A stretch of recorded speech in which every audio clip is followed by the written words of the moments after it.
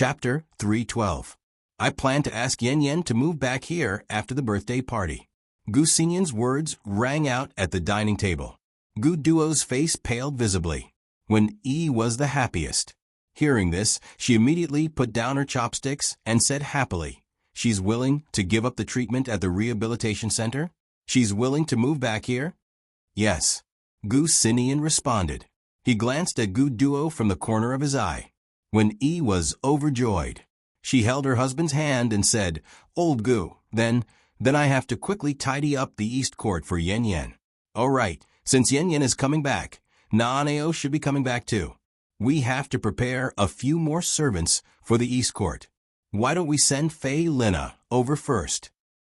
Gu Heng hadn't seen his wife so happy in a long time. He patted her hand and said, "Don't be so busy. Xin Yen must have a reason for suddenly mentioning this. He'll get it done." As he spoke, he looked up at Gu Xinyan. His eyes were dignified, but there was no lack of affection. Gu Xinyan put down his chopsticks and said, "Yen Yen and Nanleo are back. It's too late to tidy up the East Court now. The West Court was originally Yen Yan's house. It's only right that it should be returned to its rightful owner. So when Yen Yen comes back, she can just move into the West Court." When Yi was slightly stunned when she heard this, she glanced at Gu Duo beside her and said hesitantly, "But Duo is staying in the West Court. She's staying in the guest room. It's not a problem." Gu Xinyan's words made Gu Duo's face turn pale. For the past 34 years, ever since she had been adopted into the Gu family, she had been living in the guest room of the Gu family's West Court. She called out Gu Duo's name and lived like a shadow of Gu Duo. She didn't even have the right to enter the master bedroom that belonged to the original Gu Duo. After dinner, when Yi entered her son's bedroom with a glass of warm milk and sat down on the sofa. Isn't it too hurtful to say those words in front of Duo at dinner? After all, she grew up in the Gu family, so she can be considered half a daughter of the Gu family. Gu Xinyan frowned and said seriously, "Mom, it's better to end the pain quickly than to prolong the pain. You should know what I'm talking about. If it weren't for the fact that she has accompanied you for more than 30 years, she would have left long ago." At the mention of Gu Duo, a trace of hostility flashed across Gu Xinyan's eyes. When Yi knew the reason behind it, she sighed helplessly and patted her son's shoulder. "Mom knows you're a man of your own ideas. Duo has indeed gone overboard, but you're only willing to let her go because of my relationship with her family and the fact that she's your cousin. I hope she knows what she's doing and accepts your kindness. I don't need her to accept my kindness. I just want her to stop stirring up trouble and making the Gu family a mess." When Yi pursed her lips and asked hesitantly, "Yen Yen, are you still worried about Xiao Qi? When I went to the rehabilitation center to accompany Yen Yen, I heard from her that you met a girl in China that you liked. I thought you would bring her back for us to meet after you were done with the things here." Gu Xinyan lowered his head. "No such thing. Mom, you should rest early." When he knew it was useless to say more, her son had always been stubborn. She knew her own son best, so it was not good for her to persuade him. Late at night, Gu Xinyan opened his wallet. The photo inside had turned yellow. After looking at it for a few seconds, he seemed to have thought of something painful. He closed his wallet again and threw it into the drawer. The next night, Florida was brightly lit. From the port to the Garden Hotel, where the banquet was held, it was decorated with lights and streamers.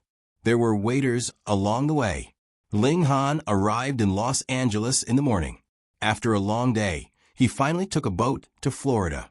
Beside him was his overseas partner, Daniel. Why did they choose such a remote island to hold the party? When they got off the boat, Ling Han frowned. Daniel smiled. "The Media Association is good at taking advantage of loopholes. I heard that the second daughter of the Gu Financial Group's birthday party is also being held here. They got wind of it in advance and reserved the venue. Then, they gave half of the venue to the Gu family as a favor. They want to use this opportunity to build a relationship with the Gu family and open up the American market."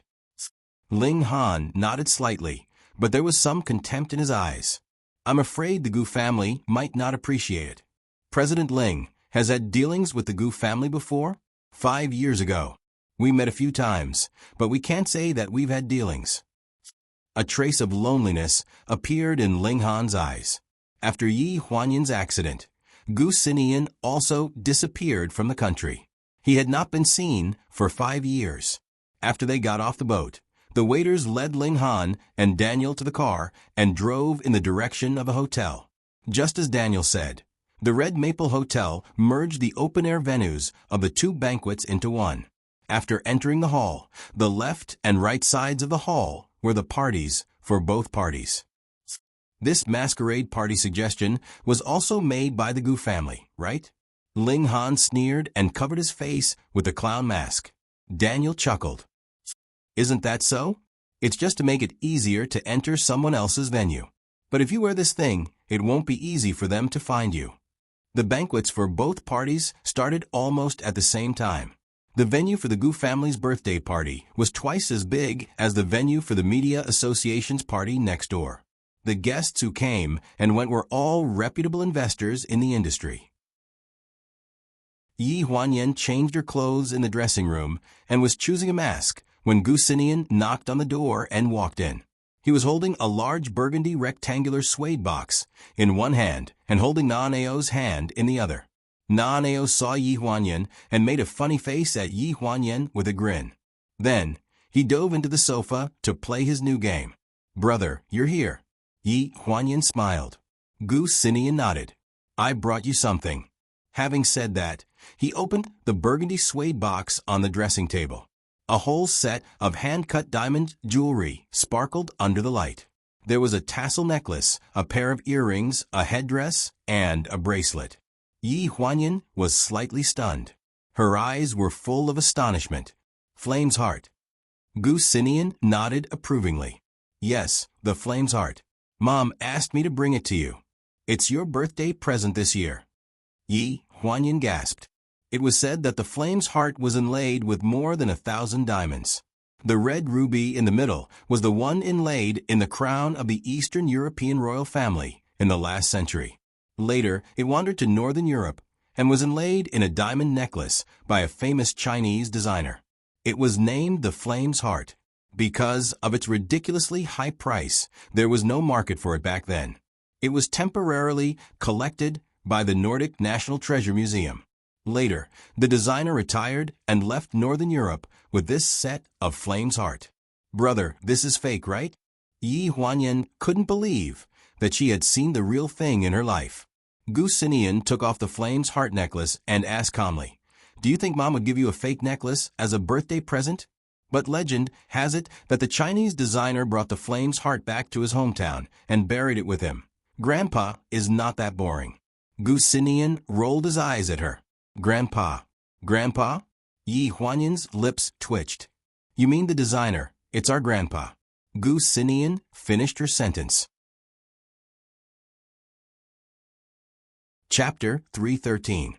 It was said that the second daughter of the Gu family had set her sights too high. She was unmarried at the age of 34 and had never shown her face in public. The Gu family was not worried at first, but when the eldest daughter turned 29, they finally started to worry. That was why they held a ball every year under the pretext of her birthday. Their actual purpose was to help the second daughter choose a husband. It was also said that the second daughter had actually been married before and even had a child. However, her husband disliked her for being ugly, so he divorced her. Daniel was a chatterbox. After staying in the capital for 2 years, he spoke in Beijing dialect Mandarin. Relying on the fact that no one else could understand him, he kept nagging Ling Han nonstop. He only stopped when he had finished gossiping about the second daughter of the Gu family. Ling Han was not interested in the second daughter of the Gu family. He was not in the right state of mind the entire day. 5 years ago, today was the anniversary of Yi Huanyan's death. There was someone buried in his heart, so he didn't dare to stay in the country. He was afraid that the long night would be boring and bring back sad memories, so he left and found this noisy place. He let this nagging partner beside him gossip with him about all kinds of interesting news about the Gu family. Daniel finally stopped for a while and left his surroundings. He went to strike up a conversation with those women who seemed to be very beautiful, behind their masks, leaving Ling Han to lean against the table and drink alone. He glanced at the entrance from the corner of his eye. A woman in a luxurious pink dress was arguing with the waiter at the entrance. She looked unhappy and finally took off the mask on her face and threw it on the counter. Ling Han's gaze tensed up. The charm in her eyes overlapped vaguely with that person in his memory. In an instant, his hands and feet turned cold. When he chased after her, the woman had already lifted her dress and was heading to another banquet hall. She left behind a colorful feather mask at the door. He picked up the mask on the ground and asked the waiter, "Who was that woman just now?"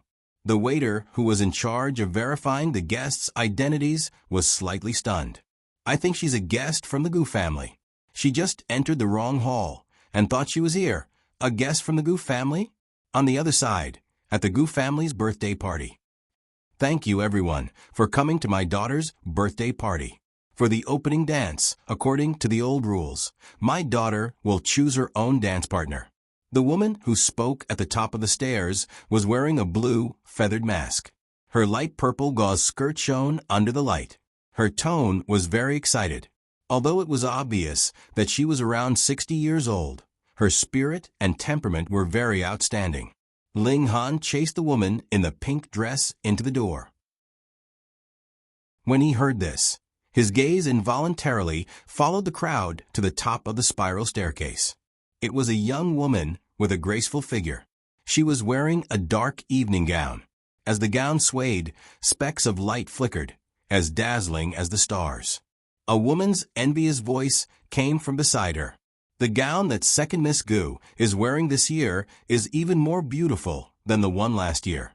It said that it's worth $10 million US. There are more than 900 diamonds embedded in the gown.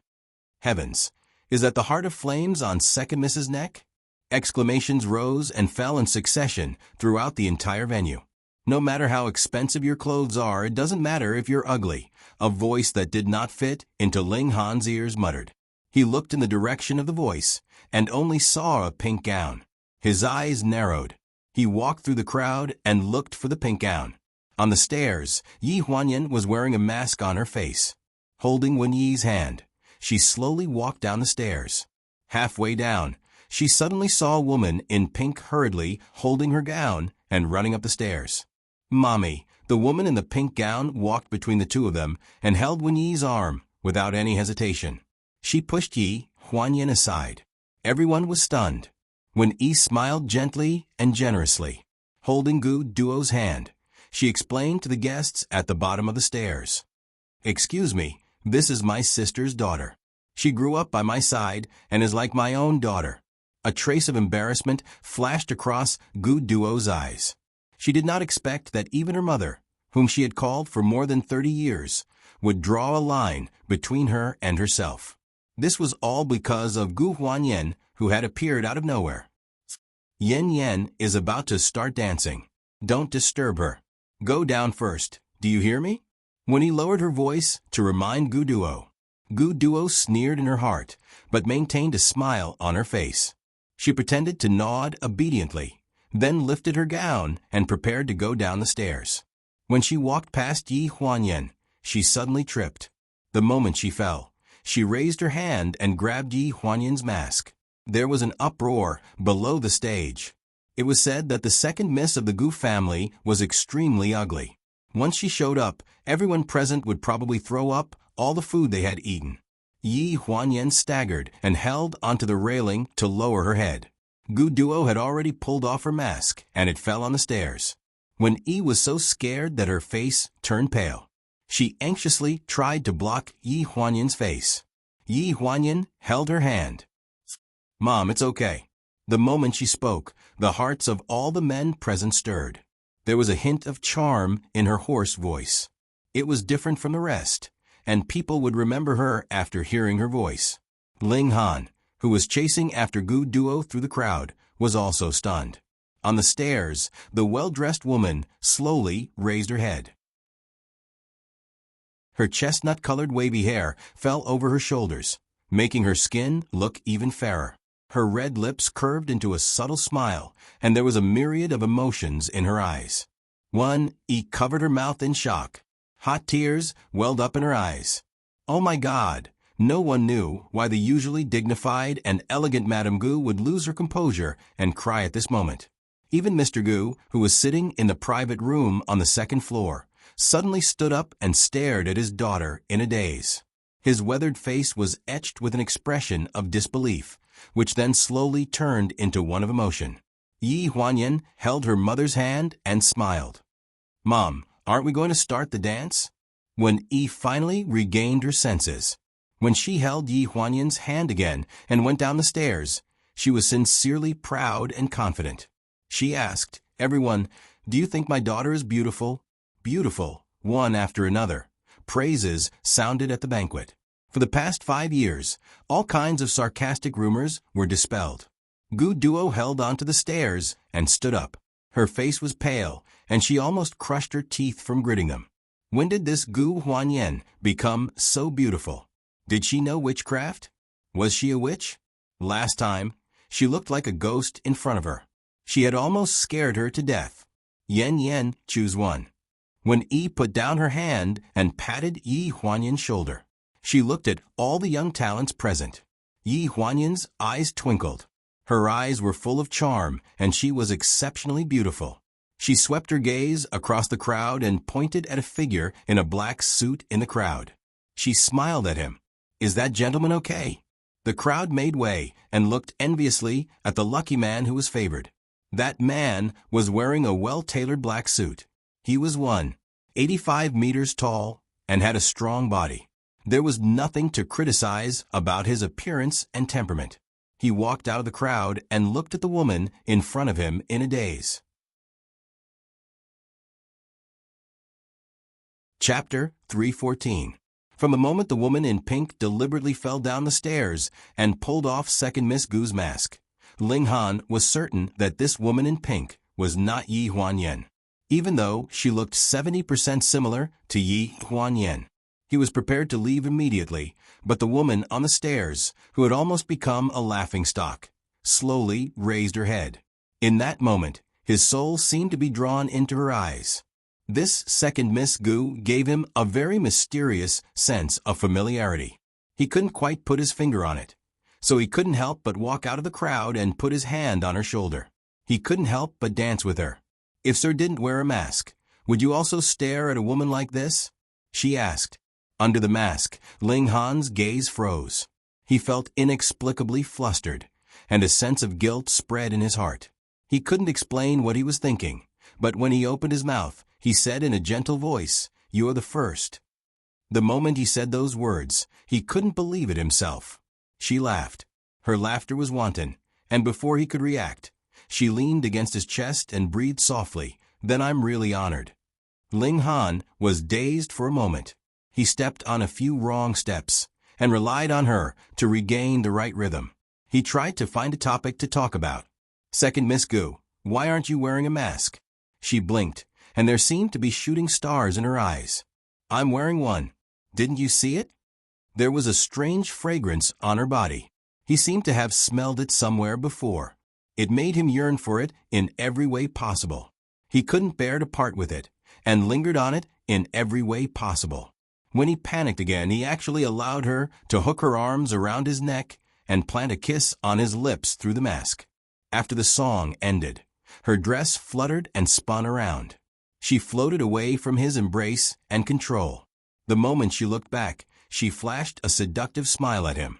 Then, she lifted her dress and disappeared into the crowd. She left behind a lingering scent on his hand. This woman's ability to seduce men was top-notch. Or rather, her ability to seduce him was top-notch. His heart trembled. This was something that had never happened before. He thought that there would be more, but Second Miss Gu didn't show her face until the end of the dance. It was like a dream, an ambiguous and lively dream. Gu Sinian was drinking with Gu Hong upstairs. It was a rare occasion, and also a rare time for the father and son to relax. It was not difficult to tell from Gu Ling's weathered face that he had once been handsome, which did not diminish his son's appearance and demeanor. His every movement exuded the aura of a refined and mature man. Why didn't you come back earlier to tell us about your sister's successful surgery? You made your mommy worry for nothing the whole night. What is she worried about? Gu Xinian picked up his red wine glass indifferently. He stood in front of the floor-to-ceiling window and looked at the crowd on the dance floor downstairs.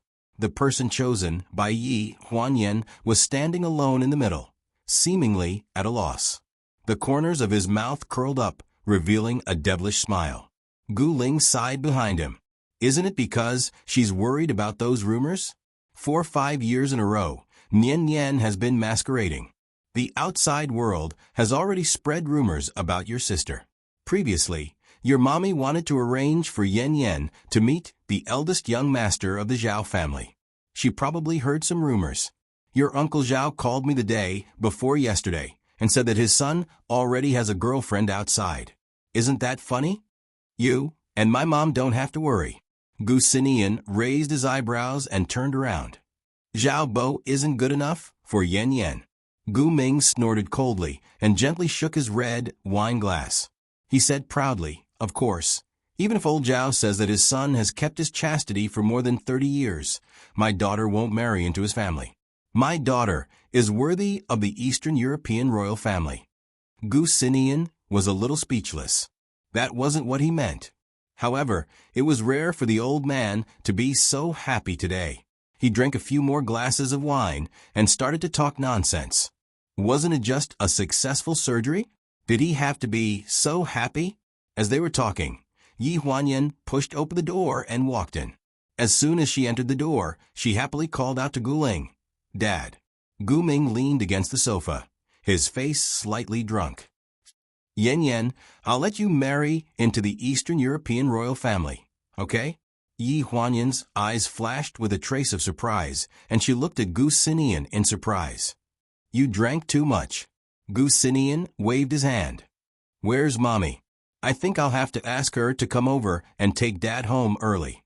Hearing this, Yi Huanyan smiled helplessly. She turned and squeezed out a hot towel from the bathroom and handed it to Gu Ling to wipe his face. Gu Ling just stared at Yi Huanyan and smiled very lovingly. "Dad, what are you so happy about?" Yi Huanyan took the towel and wiped his hands for him. Gu Ling patted her hand and turned his head to say in a muffled voice, "Yan Yan, I'm very happy that you can still live a good life." He awkwardly avoided Yi Huanyan's gaze, but his eyes met Gu Xinian's. Ever since Gu Xinian could remember, he had never seen Gu Ling so fragile in the past 40 years. In his eyes, his father was always dignified when he treated his subordinates in the company. He was always kind to the children at home and always gentle and doting to his mother.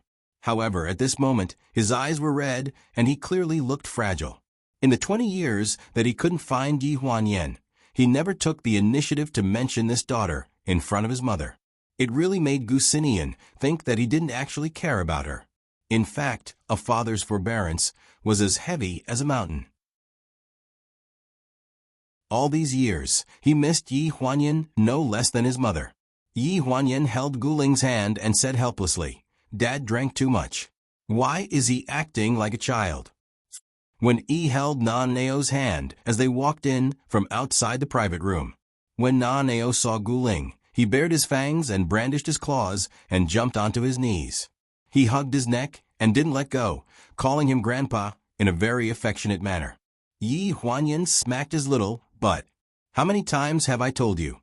Be gentle. Grandpa can't take you like this." She only smacked him lightly, but when Yi, who was next to her, was so frightened that she yelled and pulled her away. "Io, don't hit him. Your father is in good health." Yi Huanyan sighed. "Mom, you can't spoil him like this. Boys are too naughty." When Yi laughed and said, "How long do we have to live? Just let us be." "Mom, what are you saying?" Yi Huanyan was a little dissatisfied and glared at her. For the past 5 years, she had been living in the rehabilitation center here, because she needed to undergo rehabilitation in peace. During the holidays, the Gu family would come here to accompany her. Her mother was the most diligent. She would come here every few days to bring a bunch of good things for her to nourish her body. She would also tell her interesting stories when she was just born and listen to her talk about growing up all these years. There was a strange connection between blood vessels. The mother-daughter relationship slowly flowed into their blood like a stream. It was as if they had never been apart for more than 30 years and knew each other's feelings. Yi left first with Gu Ling and Nan Ao, leaving the siblings in the private room to watch the banquet and drink a little wine. Gu Sinian held his wine glass and looked at the figure downstairs. He said meaningfully, "The person who danced with you just now looked a little familiar. Was it him?" Chapter 3:15. Yi Huanyan was still holding the towel in her hand. It was getting cold. She was about to go to the bathroom when Gu Sinian spoke. She stopped in her tracks. "Who are you talking about? You don't have to hide anything in front of your family." Gu Sinian raised his glass at the figure downstairs. The person nodded slightly and raised his glass. He took a sip, then put down the glass and left the ballroom. Yi Huanyan had a complicated expression on her face. "You don't want to talk about Xiao Qi. Are you avoiding us?" There was no sound behind her. Yi Huanyan took a deep breath and walked into the bathroom with her head down. She placed the towel on the sink and stared blankly at the unfamiliar face in the mirror. Sometimes we don't want to talk about someone because we are avoiding ourselves, not others. Even the people closest to us can't really understand all our feelings. Only we know. In the private room, Gu Sinian frowned and finished the wine in his glass. When Yi Huanyan came out, Gu Sinian had already left. There was a card under the red wine glass on the table. It was Gu Sinian's handwriting. "He's having a drink with his partner at Sin's tonight. The hotel is the Old Castle Hotel next to Sin's. He'll be returning from Los Angeles tomorrow night. Our boat will be at the West Pier tomorrow morning at 9 a.m. Don't forget." Next to the card was Gu Sinian's car keys. He didn't say anything else and left the choice to her. Late at night, the two parties at Red Maple Hotel were coming to an end. The guests gradually left. Daniel's nose was slightly red from drinking. He put his arm around Ling Han's shoulder and hailed a car to go to the next venue. After getting into the car, Ling Han pushed his hand away rudely and frowned. "How much did you drink?" "I met a pretty girl, so I drank a few more glasses." Daniel smiled and put his arm around his shoulder. "What about you? You were so distracted after coming back from the Gu family's ball. Did you meet a pretty girl? Was dancing fun? I heard that the second daughter of the Gu family is a great beauty." Ling Han frowned. "How did you know?" Daniel had a cunning look on his face. "Do you want to know? Then follow me to the bar." After leaving the Gu family's birthday banquet, Ling Han looked dispirited. He directly said that he would return to the hotel after the banquet and would not attend the next banquet. Daniel was very dissatisfied with this. Ling Han was not a person who liked to be threatened, so Daniel's move was not a good one. He glanced at him. "I'm not interested." Daniel was flustered at first. A person who couldn't keep secrets couldn't be goaded, so in the end, he decided to come clean. The two people from Shinya Media and Gutong Film and Television also snuck into the birthday party. Other than them, there were many people who went to join in the fun. They all know you, so how could they not know that you danced with the legendary second miss? They're probably gnashing their teeth in hatred right now. Why? Ling Han frowned. Daniel chuckled. Last year's birthday banquet for the second miss of the Gu family, President Yi of Shinya Media brought his son. His purpose was very clear, which was to think of a way to win over the second miss in one fell swoop. In the end, that little young master Yi heard from somewhere that the second miss was ugly and fled at the last minute. In the end, that banquet was for nothing. At this point he continued to ask, "I heard that there was an accident this year. The second miss's mask fell off and shocked everyone. Is that true?" Looking at Daniel's rolling blue eyes and that expectant look, Ling Han suddenly felt a little irritated. He loosened his bow tie and said perfunctorily, "Yeah. What a pity. Why didn't I join in the fun? Who knows, the second miss might have taken a fancy to me. I just want to find an Asian woman to be my wife." Hearing this, Ling Han frowned. For some reason, he thought of the kiss through the mask and said in a muffled voice, "She's not the kind of Asian woman you think she is. I'm afraid that if you bring her home, she'll be a cuckold." This second miss of the Gu family was very licentious. She was so passionate and bold that she would casually offer a kiss to a man. No wonder she was still unmarried in her 30s. Who would dare to marry her? A cuckold? Daniel's Chinese was excellent, but he did not quite understand some of the metaphors in China. "Why is my hair green? Does the second miss like green hair?" Ling Han rolled his eyes at him. "Aren't we going to the bar? How much longer will it take?" Daniel immediately regained his composure. "You agree to go to the bar?" He nodded perfunctorily. He did not want to go at first, but for some reason, when he thought of that woman, that dance, the feeling of her waist, and the smell at the tip of his nose, there was suddenly a ball of fire in his chest that was burning fiercely. He needed a glass of wine to put out this ball of fire. Since Bar was a very famous themed bar in the state of Florida, every night there would be unexpected activities. Sometimes there would be beautiful strippers on the stage, but they could only be seen from afar and not touched. Sometimes there would be Western cowboys playing and singing in various corners, and from time to time they would compete with you in terms of how much they could drink. Sometimes there would be passionate shaking, and the whole bar would spend the whole night in a state of shaking mountains and mountains.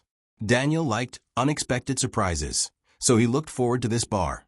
Ling Han, on the other hand, was a little irritated by the kiss just now. He wanted to find a noisy place to fill his mind and forget what kind of day it was. Today was the 5th anniversary of her death. But today he met a beautiful woman who was celebrating her birthday, and even danced with her face close to his. The more he thought about it, the more irritated he felt. The bar was noisy. As soon as Daniel entered the bar, he was attracted by the rock music on the dance floor and a group of black buddies who could not tell the difference between them. Shouting, "Oh my God, it's the brass band," in both Chinese and English, he rushed into the dance floor and danced wildly. Ling Han glanced at the group of crazy people and found that he was still uninterested. He simply left Daniel and found a seat at the bar, asked for a glass of whiskey, and sat down. A black sports car was parked in front of the bar. Slender legs stretched out of the car, and 12-centimeter high heels stepped on the ground. Chestnut brown wavy hair draped over one shoulder and was casually pushed behind the ear by a fair hand. The woman was wearing a simple black t-shirt that exposed her navel and blue hot pants with tassels floating on the edges. When she walked, the tassels slapped her perky buttocks, and it was very seductive. As soon as she got out of the car, the men around her whistled in unison. After a crisp sound of the door closing, the woman walked around the front of the car and smiled at the parking attendant who was stunned at the entrance of the bar. Her pure London accent was hoarse and charming, and every frown and smile made people's mind ripple. "Little brother, please help me park the car, thanks." The car key drew an arc in the air and was accurately thrown into the parking attendant's hand. A whiff of fragrance floated, and the parking attendant looked at the beautiful Asian woman walking into the bar in a daze.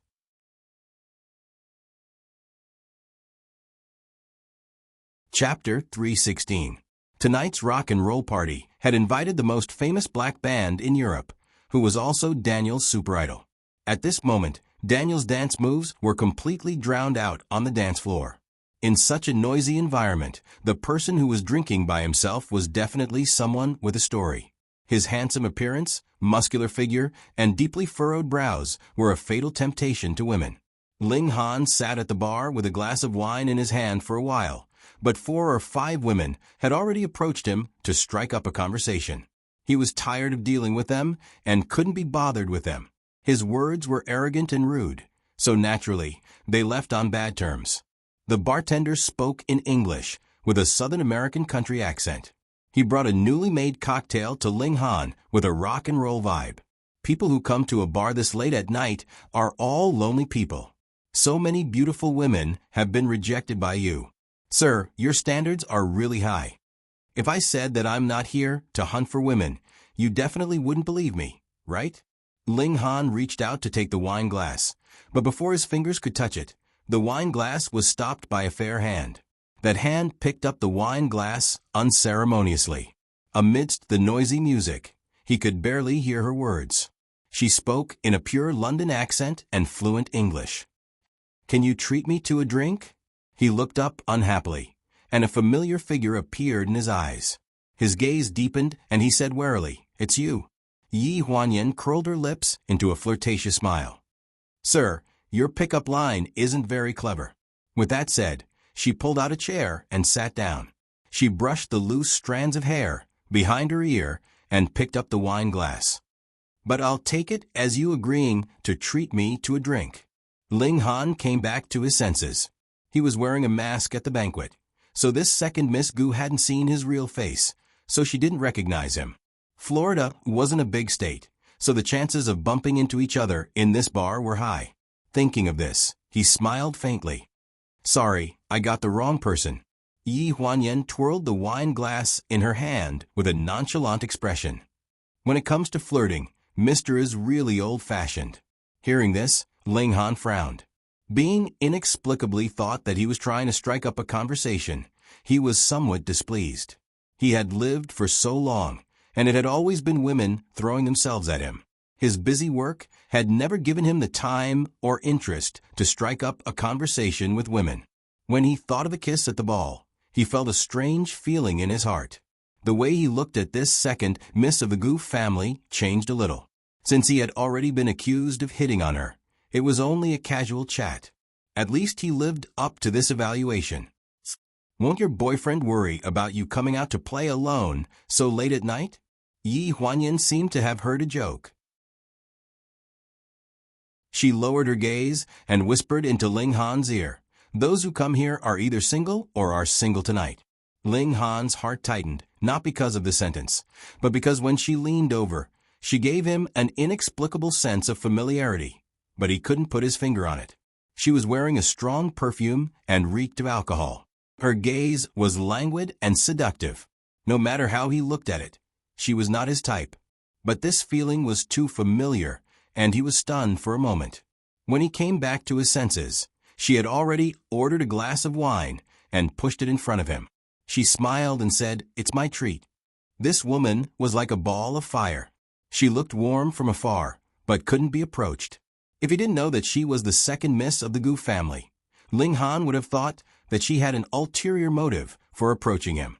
Thinking that she was Gu Xinyan's younger sister, combined with Gu Xinyan's romantic affairs, Ling Han laughed coldly in his heart. Like elder brother, like sister. They were probably all people who liked to play around with feelings. It was best to stay away from them. "Thanks," he said coldly and didn't say anything else. "Is there something on your mind?" "You can tell?" "Of course." Yi Huanyan leaned closer and played with the cocktail in her hand. Would a person with nothing on his mind avoid the busiest part of the bar and sit here drinking alone? The light in Ling Han's eyes dimmed. Seeing this, Yi Huanyan's eyes flashed with a meaningful look. She put her fair arm on the cold, dark bar counter and bent her elbow. She rested her chin on her hand and asked, "Why don't we exchange our thoughts?" She always had a hint of a smile when she spoke. At this moment, her long brown hair was draped over her shoulders, giving her a kind of lazy beauty. Her collar was wrinkled because of her movements, revealing the cleavage in front of her chest. It was hard to look away. Ling Han turned his head and averted his gaze. He hid the strange look in his eyes and nodded slightly. His slender fingers picked up the wine glass. She understood and clinked the glasses in her hands, making a crisp sound that was instantly drowned out by the noise of the secular world. The night was long. Good night to those close to you, and secrets to strangers. After drinking a glass of wine, Yi Huanyan opened her mouth first. Her voice was hoarse, like that of a light rock singer, as she spoke tirelessly. "I have a friend who used to like a man. She liked him wholeheartedly for many years. Because of the conflict between the two of them, they couldn't be together. In other words, even if they were together, they would torture each other." Ling Han laughed. "Romeo and Juliet." Her eyes flashed with a trace of melancholy. Romeo and Juliet were born from death. Even if it was a tragedy, it was an ending of love. It was just a conflict between the families. The man my friend took his anger out on her because of the conflict between the families. Ling Han lowered his head and drank a mouthful of wine. His expression was hidden under the light and couldn't be seen clearly. After 3 rounds of drinking, the story was intermittent, without beginning or end. It seemed to be true, but also seemed to be false. Ling Han's eyes were drunk. Your friend is too stupid. She should have left as soon as possible when she met this kind of man. Yi Huanyan was also a little drunk. She leaned against the bar and looked at the man in front of her. In this world, feelings could be said to be clear, but fate was hard to explain. Across the sea, across the monsoon, on the day of her birthday party, she met the person she had missed for 5 years but didn't dare to contact. She wanted to ask him directly, "Have you looked for me all these years? Have you thought of me?" But with her face now, she couldn't ask. "What about you? What's on your mind?" Ling Han was drunk on the bar. His eyes were painful. He said vaguely, "Do you know what day it is today?" "Today?" Yi Huanyan rested half of her face on her hand and blushed. "It's my birthday." Ling Han's deep voice penetrated the noise. "I have a friend who has the same birthday as you." She looked at him, and the corner of her mouth pulled up in an unnatural arc really. Today is her birthday. It's also the anniversary of her death. Yi Huanyan's fingers holding the wine glass trembled slightly. The wine in the glass spilled on the bar. Looking at his mouth and listening to his voice, it felt like a lifetime had passed. "I miss her very much."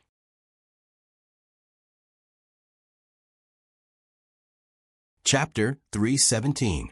Ling Han was drunk and muddle-headed. He had never been a good drinker. Even though he often drank at home for the past 5 years, he still couldn't hold his liquor well. He only drank until he was half drunk. Only then could he sober up and realize reality. But he could also see some illusions that didn't belong to reality. It was as if he was punishing himself. He didn't let himself forget the pain of reality, but he could see the person he wanted to see. In the hotel room, the strong smell of alcohol, the blurry figure, the graceful figure, and the coquettish moans converged into a charming picture that aroused all of his senses. Ling Han only felt that he had a long and wonderful dream, and in the dream, he regained warmth. Yen Yen, he called her name. The woman under him responded softly, her hands leaving scratches on his back. A night of love.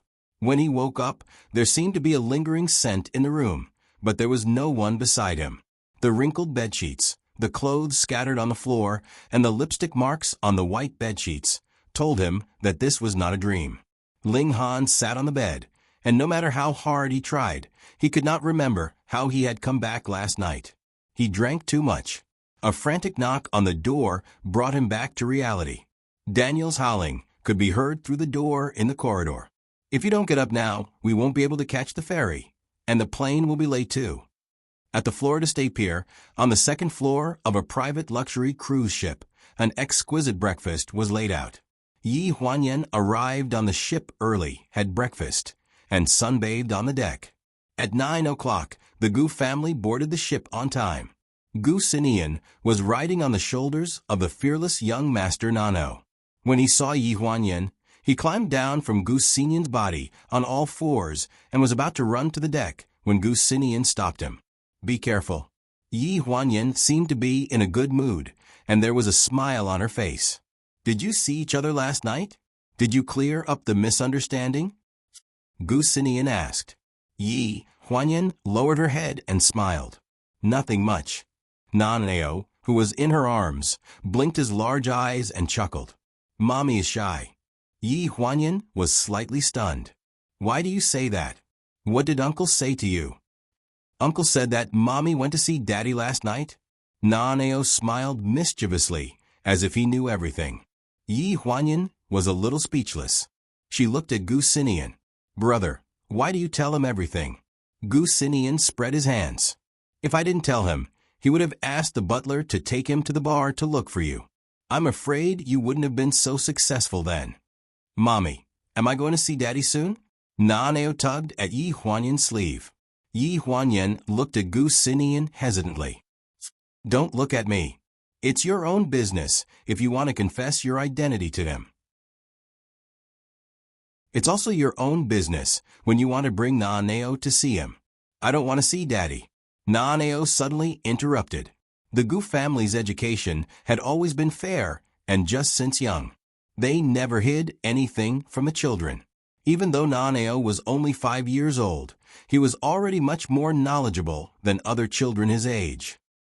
I've never seen Daddy, and he hasn't looked for us. Mommy has always been busy with the surgery, and it's been hard on her, but she hasn't seen Daddy. That's why I don't want to see him. Yi Huanyan patted Naneo's shoulder. You really don't want to see him? No, I've never had a daddy anyway. His duplicitous look was exactly the same as a certain someone. Yi Huanyan asked, when there's a parent-child activity in kindergarten, is it okay without Daddy accompanying you? I have an uncle. Uncle isn't Daddy. Hearing this, Naneo pursed his lips and thought seriously for a while. Then I'll call Uncle Daddy from now on.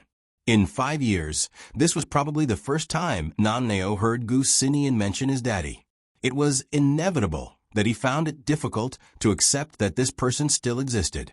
However, he hadn't appeared in 5 years, so it was normal for him to feel awkward now. Yi Huanyan didn't force him to accept it so quickly. Besides, her future with Ling Han was still a little uncertain. She couldn't be sure if she was starting a new relationship with him with her current face and identity, or if she was starting a new relationship with him. Gu Xinian leaned against the railing on the deck and looked at the people coming from the beach. There was a hint of mischief in his eyes. Naneo, there's a new transformer downstairs for you. It's as tall as a person. Do you want to see it? Yes. After saying that, Naneo broke free from Yi Huanyan's embrace and grabbed Gu Xinian's hand and rushed down to the second floor. Yi Huanyan felt the sea breeze and took a deep breath. She felt that the road ahead was still very long.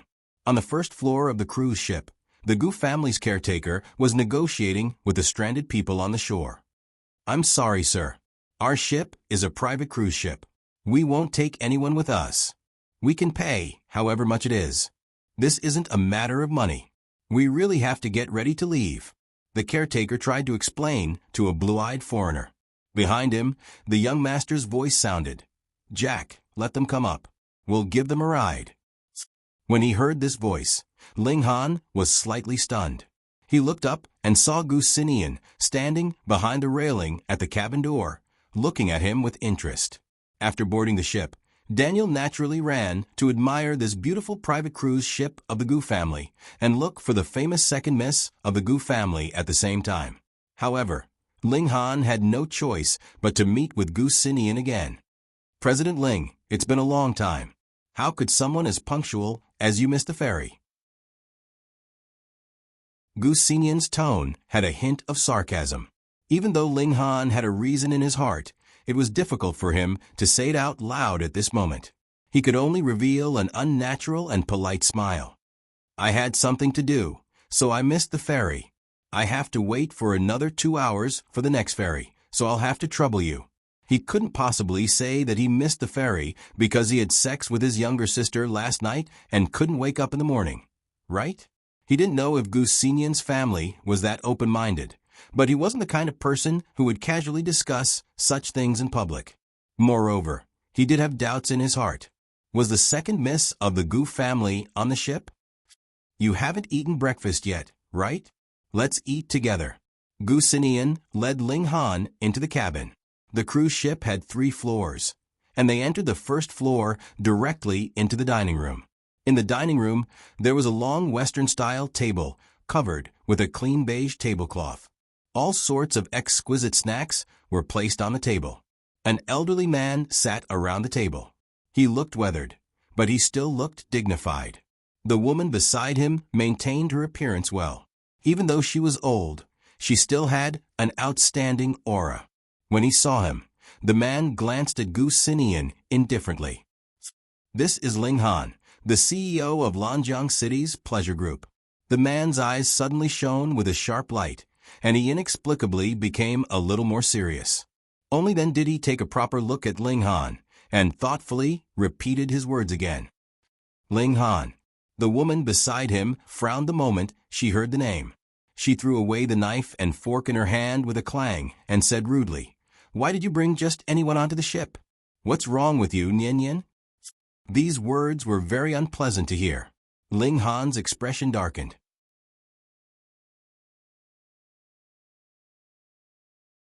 Chapter 318. Amidst the tense atmosphere, the man at the dining table said calmly, "When go check on Nano. He's making a ruckus on the deck. Don't cause any trouble." The woman's expression darkened.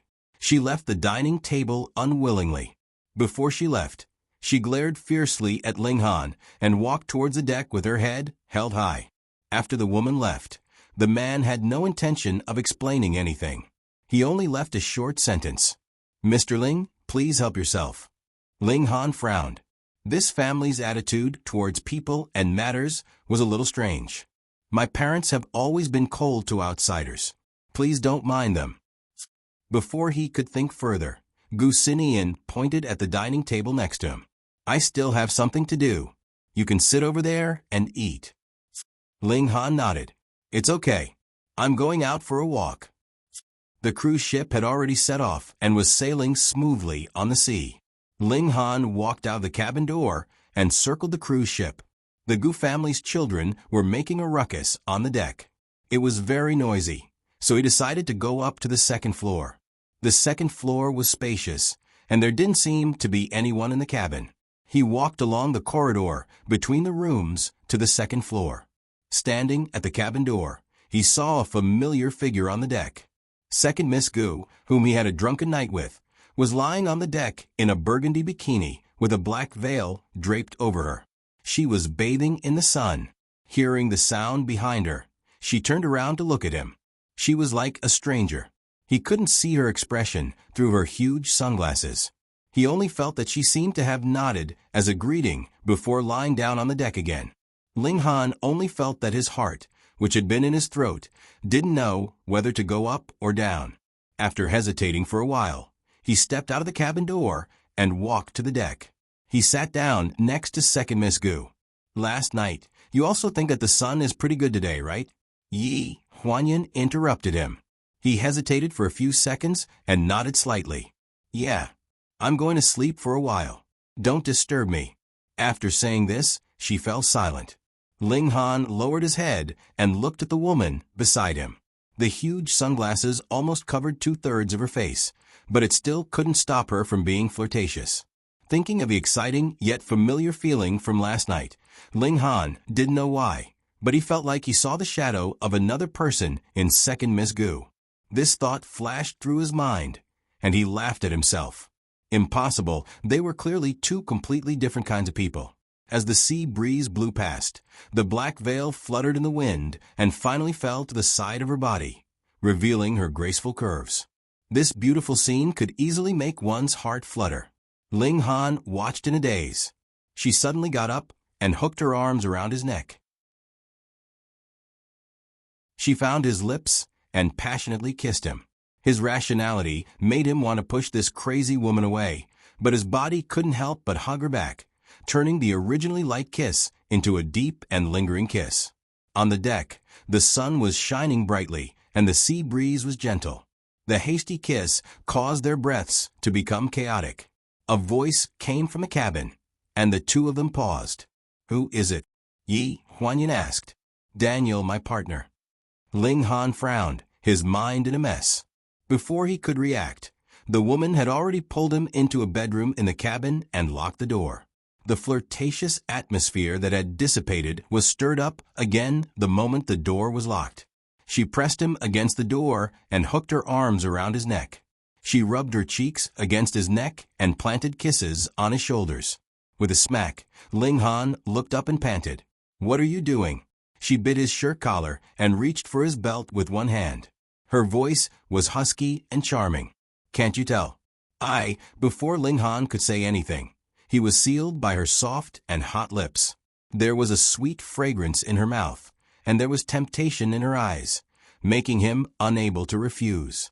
The burgundy bikini couldn't hide her graceful figure, and it made her even more seductive. Her heavy breathing made her breasts rise and fall, making it hard for people to look away. Ling Han's eyes trembled. The next second, he wrapped his arms around her waist and pressed her down on the sofa, rubbing her wantonly. Outside the window, the waves were surging, and the hull was shaking slightly, as if they were reliving the dizzy old dream from last night. Who could tell if they were awake? Who could tell if what they were seeing was reality and not a dream? They made love crazily, felt the temperature of each other's bodies crazily, and went deep into each other crazily. The emotions they vented seemed to be two completely different extremes. Ling Han tried to use such passion to make himself forget the person who had disappeared 5 years ago, while Yi Huanyan tried to use a new identity to make him remember. But whether it was to let go of a person who was deeply rooted in his heart, or to remember to En, whose appearance and temperament had changed, it was an endless wait. After the meal, Ling Han sat on the sofa and smoked. His expression couldn't be seen clearly in the spiraling smoke. "Tell me, what's your purpose?" He didn't believe that there were such coincidences in this world. She had chosen him at the ball, bumped into him at the bar that night, and had a one-night stand. Now, she was in such a state. He was a little confused. Yi Huanyan grabbed the bedsheet to cover her breasts and sat up on the bed. "Do you always ask women what their purpose is when you sleep with them?" Ling Han's face stiffened. "Do you think there's something on you that I like? Is it worth me making such a big sacrifice?" Yi Huanyan's tone was a little aggressive, and the corner of her mouth raised into a sarcastic arc. "It's just a physiological need for a man and a woman to have sex. Purpose? Mr. Ling, you think too highly of me." After saying this, Yi Huanyan got up and walked to the bathroom with the bedsheet wrapped around her. "I don't think I've ever told you that my surname is Ling," a cold voice sounded behind her. Yi Huanyan's fingers, which were holding the bathroom door, stiffened slightly. After standing for a few seconds, she laughed coldly. "This is Florida, not China. We're in the Gu family's territory. Is there a problem with knowing the name of the man who slept with me and what he does?" Ling Han looked at the figure at the bathroom door. She was wrapped in a white bedsheet, and her long chestnut brown hair was casually draped over her shoulders. The seductive appearance on the bed just now had disappeared. At this moment, she had become a cold statue, unapproachable. The second miss of the Gu family was naturally not the kind of person who would sleep with a man casually. The Gu family was a big family, and even if it was to satisfy their physiological needs, as she said, they should select a group of elites who wouldn't threaten the Gu family's reputation. It was just a romantic encounter in the plan. Now it seemed that he was the one who thought too much. "No, Mr. Ling, I'm going to rest." He stood up, adjusted the buttons of his suit, and walked towards the door. Yi Huanyan sighed in relief. He suddenly stopped opening the door and asked hesitantly, "Miss Gu seems to have just appeared in public a few years ago. I don't think I've heard of the Gu family having a daughter before."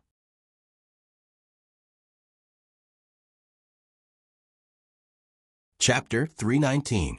The air froze for a few seconds before her calm voice rang out in the room. "Mr. Ling, what's your motive for asking about my family? You can't be here to propose marriage, right?" Ling Han furrowed his brows. After a while he said in a deep voice, "I'm married." "What a coincidence." "So am I." Yi Huanyan's lips curled up. Her smile was exceptionally enchanting, as though she wasn't talking about morality at all. Or rather, she didn't care about morality at all. The atmosphere suddenly became a little strange. "Close the door when you leave. I want to take a shower." With that, Yi Huanyan took the lead and entered the bathroom. Bada! A sound came from the bathroom door, causing the whole bedroom to tremble a few times. Ling Han snapped back to his senses and turned around to leave. After that, the two of them didn't see each other alone until they reached the port. Before getting off the boat, Ling Han vaguely saw her figure among the crowd of Gu family members. It was as though he could smell her unique sweet scent through the crowd. When he got off the boat, he was distracted. If it weren't for Daniel's quick reflexes, he would have fallen into the sea. Yi Huanyan had already followed her parents and brother into the extended Bentley parked at the port. When she heard the sound in the distance, she couldn't help but turn around to look out the window. What's wrong? Do you want to get off? Gu Xinyan's voice came from beside her. Before Yi Huanyan could speak, Wen Yi's unhappy voice rang out in the car. Get off what? Nian Yan, what's wrong with you today? Not only did you bring that Ling Han onto the boat, but you even urged Yan Yan to get off the car to look for him? Have you forgotten how Ling Han treated Yan Yan previously? As she spoke, Wen Yi held Yi Huanyan's hand and said indignantly, Yan Yan, you don't need this kind of person. With us around in the future, no one will dare to bully you. Who bullied Mommy? Nan-Ao, who was sitting in the child's seat opposite her, looked up from the game console and blinked at his grandmother. Grandma, who did you say bullied Mommy? Who else could it be? It's you, ahem. A cough interrupted Wen Yi's words. Yi Huanyan raised her head and looked at Nan-Ao's side. Gu Ming was currently frowning, and there was obvious displeasure in the depths of his eyes. This displeasure was naturally directed at Ling Han, but he still spoke up in time to stop Wen Yi's complaints.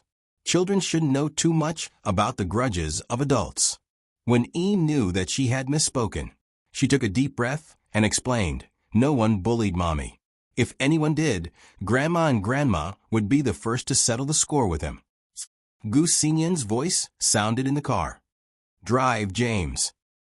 5 years ago, when Gu Xinyan had just brought Yi Huanyan back, the Gu family had fallen into a haze. Wen Yi was such a gentle and kind person. She had cried and slapped Gu Xinyan, questioning him why he hadn't brought Yi Huanyan back earlier and allowed her to suffer so much by Ling Han's side. The news in the country had originally been suppressed by Gu Xinyan, and this was also Yi Huanyan's idea. However, when she saw that her daughter was burned to the point of no return, not only Wen Yi, but even the usually calm Gu Heng was enraged. That year, Pleasure's stock had plummeted. Its subsidiaries had all closed down, and the entire company had almost been restructured.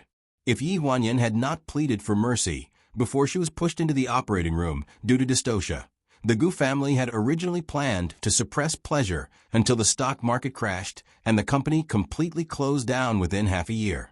The more guilty her parents felt towards her, the more disgusted they felt towards Ling Han.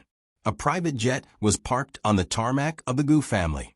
After the Gu family had all boarded the jet, it flew directly to the Four Seasons Villa. That was Yi Huanyan's real home. It was the first time in 5 years that she had set foot there. At the Los Angeles airport, the boarding announcement was broadcasted. The passengers in the cabin were gradually seated. Daniel was going back to China with Ling Han to discuss the development of the company's holiday resort chain, so they were on the same flight to China. After sitting down, Ling Han looked out of the window with an uneasy look on his face. Are you still thinking about the second daughter of the Gu family? Daniel joked. Ling Han's face darkened a little, and he did not say a word.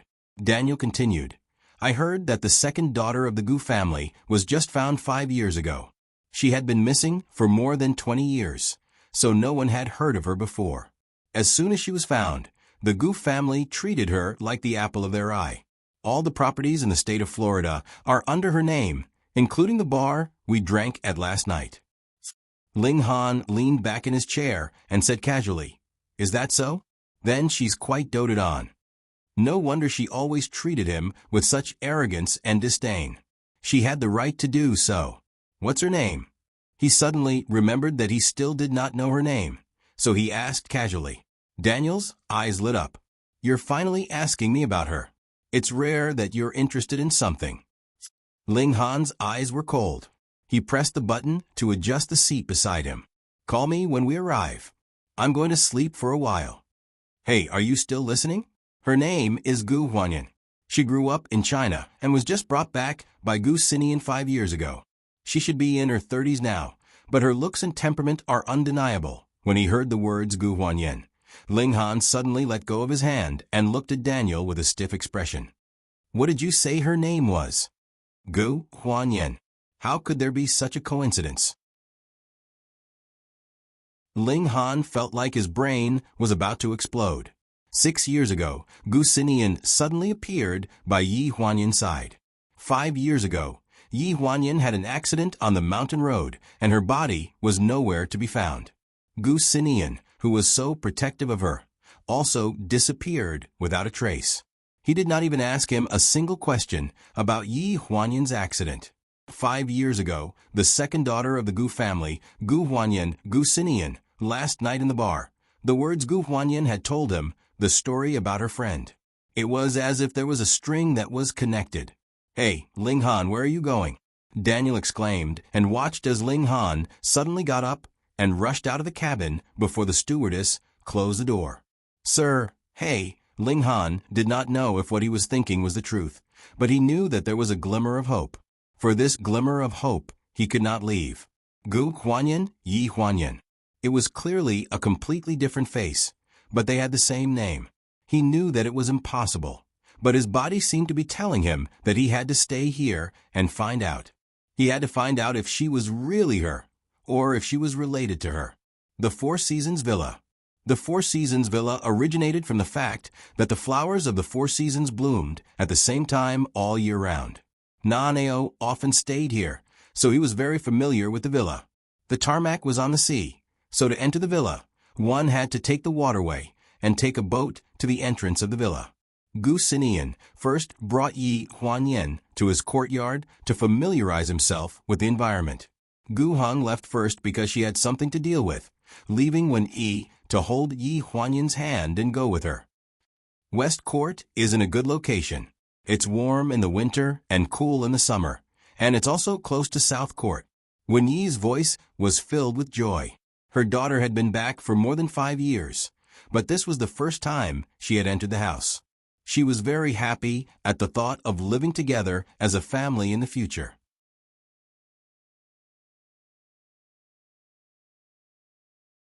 Chapter 320. Mommy. A sweet voice intruded, and Yi Huanyan's heart inexplicably tightened. A graceful figure walked down the stairs. She was wearing a beige Chanel suit, and her hair was tied up in a bun. She was in her 30s, but she still looked sweet and well-behaved. "Sister is here." For some reason, Yi Huanyan didn't like Gu Duo when they first met. She affectionately called her elder sister, but there was always a layer of bottomless hostility hidden in her eyes. She might have been mistaken in the past, but last night at the ball, she accidentally took off her mask, which made her completely recognize this sister of hers. Yi Huanyan nodded, with an indifferent expression. Her response was considered a greeting. Gu Duo smiled and held Wen Yi's arm. "Mommy, you must be tired from the trip. Go back and rest first. Brother and I are here, and we will definitely take good care of you." Wen Yi patted Gu Duo's hand, but her eyes subconsciously fell on Gu Xinian's face. Seeing him nod slightly, she smiled. "Okay, then I won't disturb you. Nan Ao, come with me. Yen Yen, you also rest for a while. In the evening, you all go to Nanyuan for dinner. Consider it a welcome banquet for Yen Yen." "Okay." The three of them responded. Wen Yi took Nan Ao's hand and left the living room. Gu Xinian took Yi Huanyan's luggage to the master bedroom and looked around. "If you need anything, just tell the servant or me." Yi Huanyan nodded. "Got it." Gu Duo put her hand on Yi Huanyan's shoulder affectionately and said with a smile, "Brother, you are usually too busy. Sister just came back and doesn't know anything. You can just ask me." Gu Xinian looked indifferent and glanced at Yi Huanyan as if to ask for her opinion. Yi Huanyan smiled. "Brother, you go do your work. I can do it alone." After hearing this, Gu Xinian left. Gu Duo and Yi Huanyan were the only two people left in Shiyuan. After Gu Xinian left, Yi Huanyan looked down at the hand on her shoulder. "I need to pack my luggage." Gu Duo withdrew her hand and looked at Yi Huanyan awkwardly. "Do you need my help?" "No thanks," Yi Huanyan said coldly. Without looking at her, she pulled her suitcase and walked into the depths of the bedroom. "Sister, you can treat this as your own home from now on. You don't have to be polite with me." With that, Gu Duo followed her and reached out to help her carry the luggage. "Let me do it." Yi Huanyan withdrew her hand from the suitcase. "Okay." Gu Duo was slightly stunned. She gritted her teeth and pulled the suitcase over.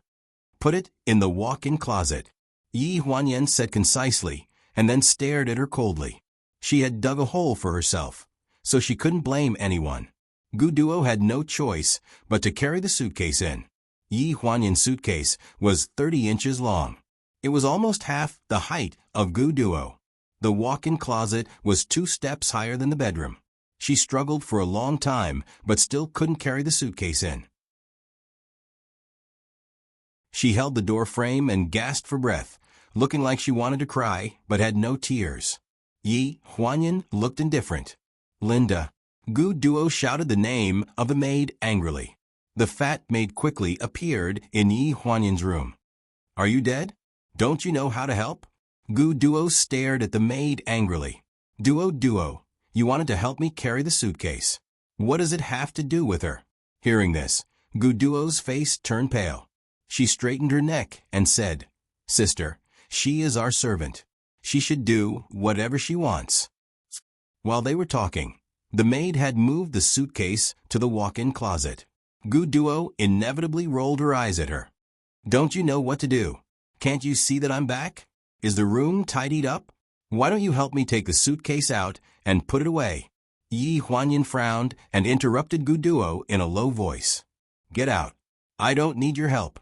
The maid was slightly stunned and looked at Gu Duo subconsciously. Gu Duo waved her hand impatiently. I asked you to get out. Why are you looking at me? If you don't know, you will think that everyone in the family only listens to me. What do you think of me? After that, she looked at Yi Huanyan again. Sister, don't mind her. Linda is just stupid. She doesn't know how to read people's eyes. She doesn't know that you are irreplaceable in Mommy's heart. Is that so? Yi Huanyan's expression was calm, as if she was indifferent. Of course, this house was prepared before you were born. It was specially reserved for you. If you hadn't gone missing back then and we couldn't find you at home, we wouldn't have brought me here. It's also a little comfort for Mommy. All these years when you weren't here, I haven't moved this house.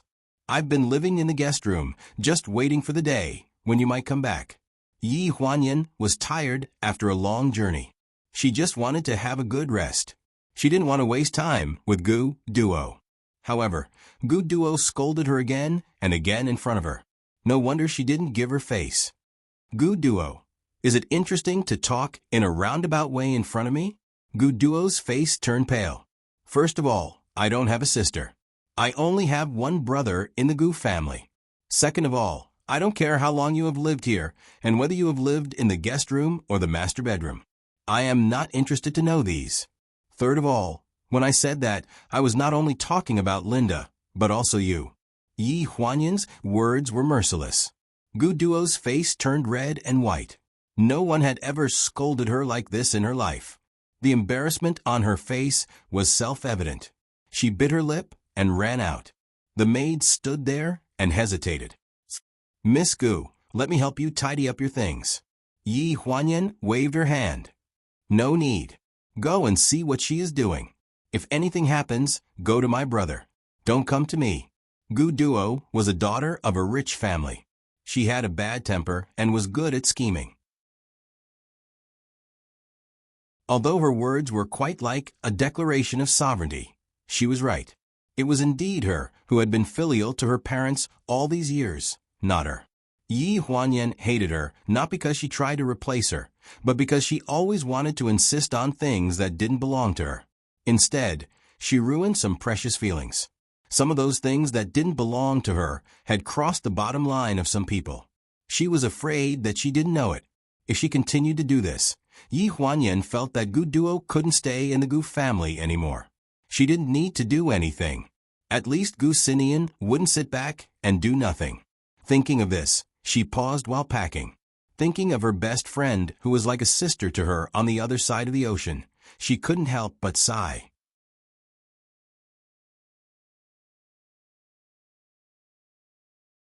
Chapter 321. After dinner, Gu Sinian sent Yi Huanyan back to Shi Yuan with Nan Ao in his arms. If you feel uncomfortable with Gu Duo living with you, I'll ask my aunt to come and take her home tomorrow. Gu Sinian looked indifferent, as if he was talking about something very normal. During dinner, Gu Duo cried so much that her eyes turned red. She looked very pitiful. When asked what had happened, she didn't say anything. Obviously, she meant that Yi Huanyan had bullied her. Yi Huanyan's mother, when Yi, had always been a soft-hearted person. She took Yi Huanyan to the side hall to comfort her before they even finished their meal. As a result, the meal at the table was in a foul atmosphere, and the atmosphere was extremely strange. Hearing Gu Xinyan's words, Yi Huanyan felt more or less comforted. No, there is no conflict between us. You should be able to see that. She just wants to show her existence in front of you. If you drive her away, who knows what will happen? There were always some things that couldn't be explained clearly between Gu Duo and Gu Xinian. Yi Huanyan didn't know much, and Gu Xinian didn't talk to her in depth. No matter what she thought, there was a hurdle that couldn't be crossed. Gu Duo and Gu Xinian were cousins. No matter what had happened in the past, they couldn't have a future. Gu Duo had lived in the Gu family for 32 years. Yi Huanyan's aunt's family had always been dissatisfied with the fact that she had never married.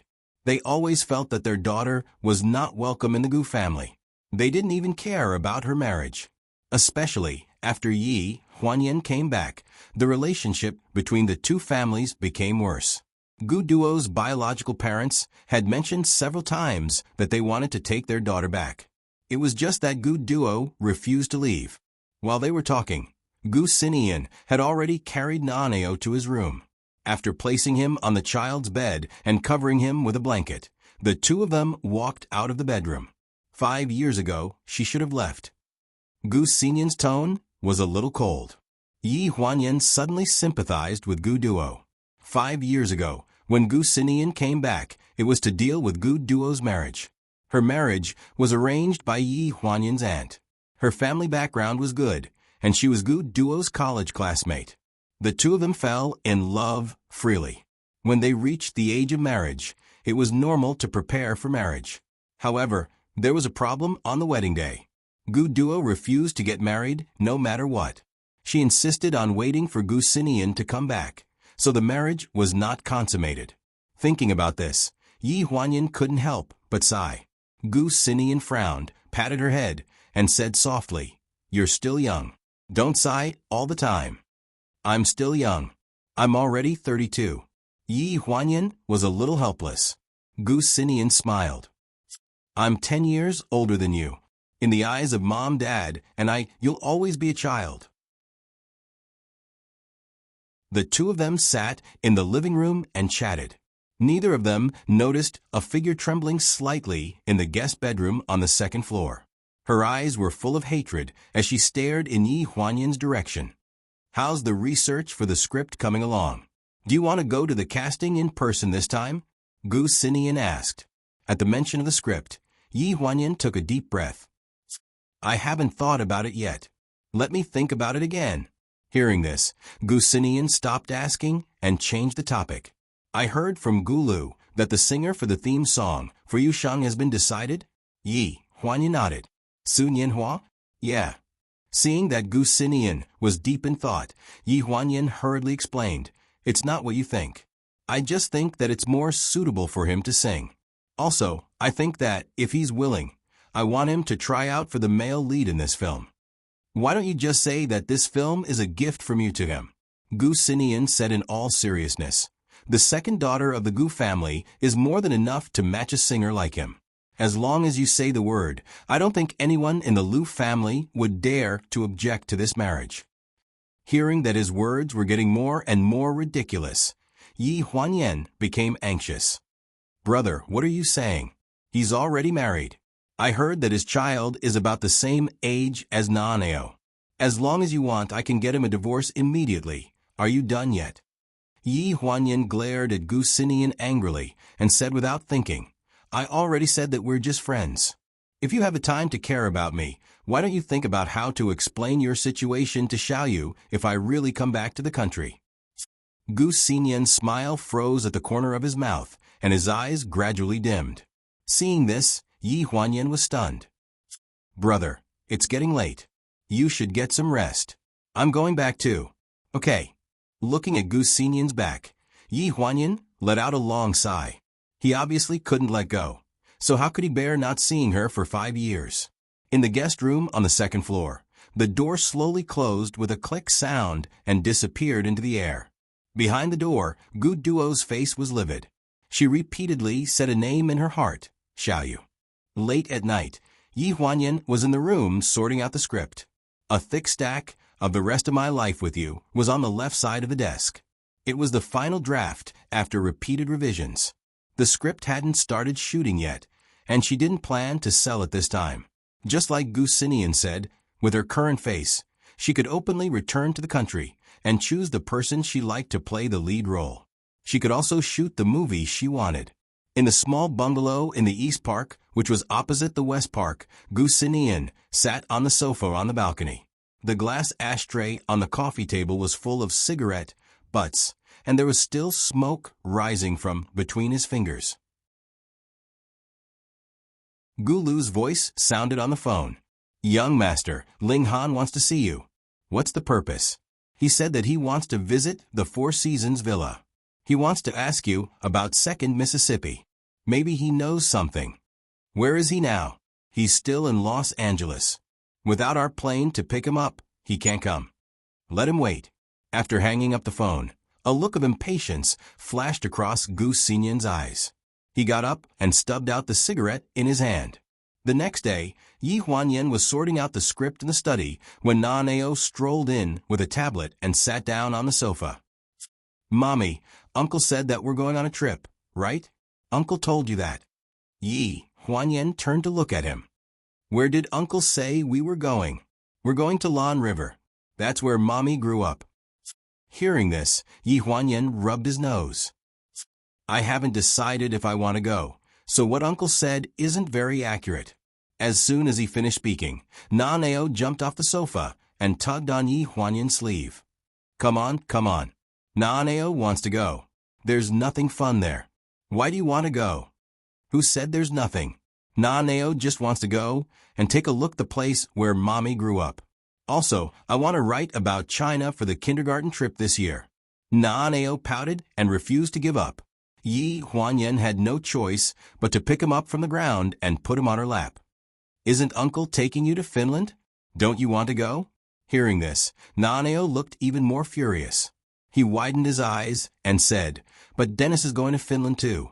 I'm not going to the same thing as him. I want to go to China.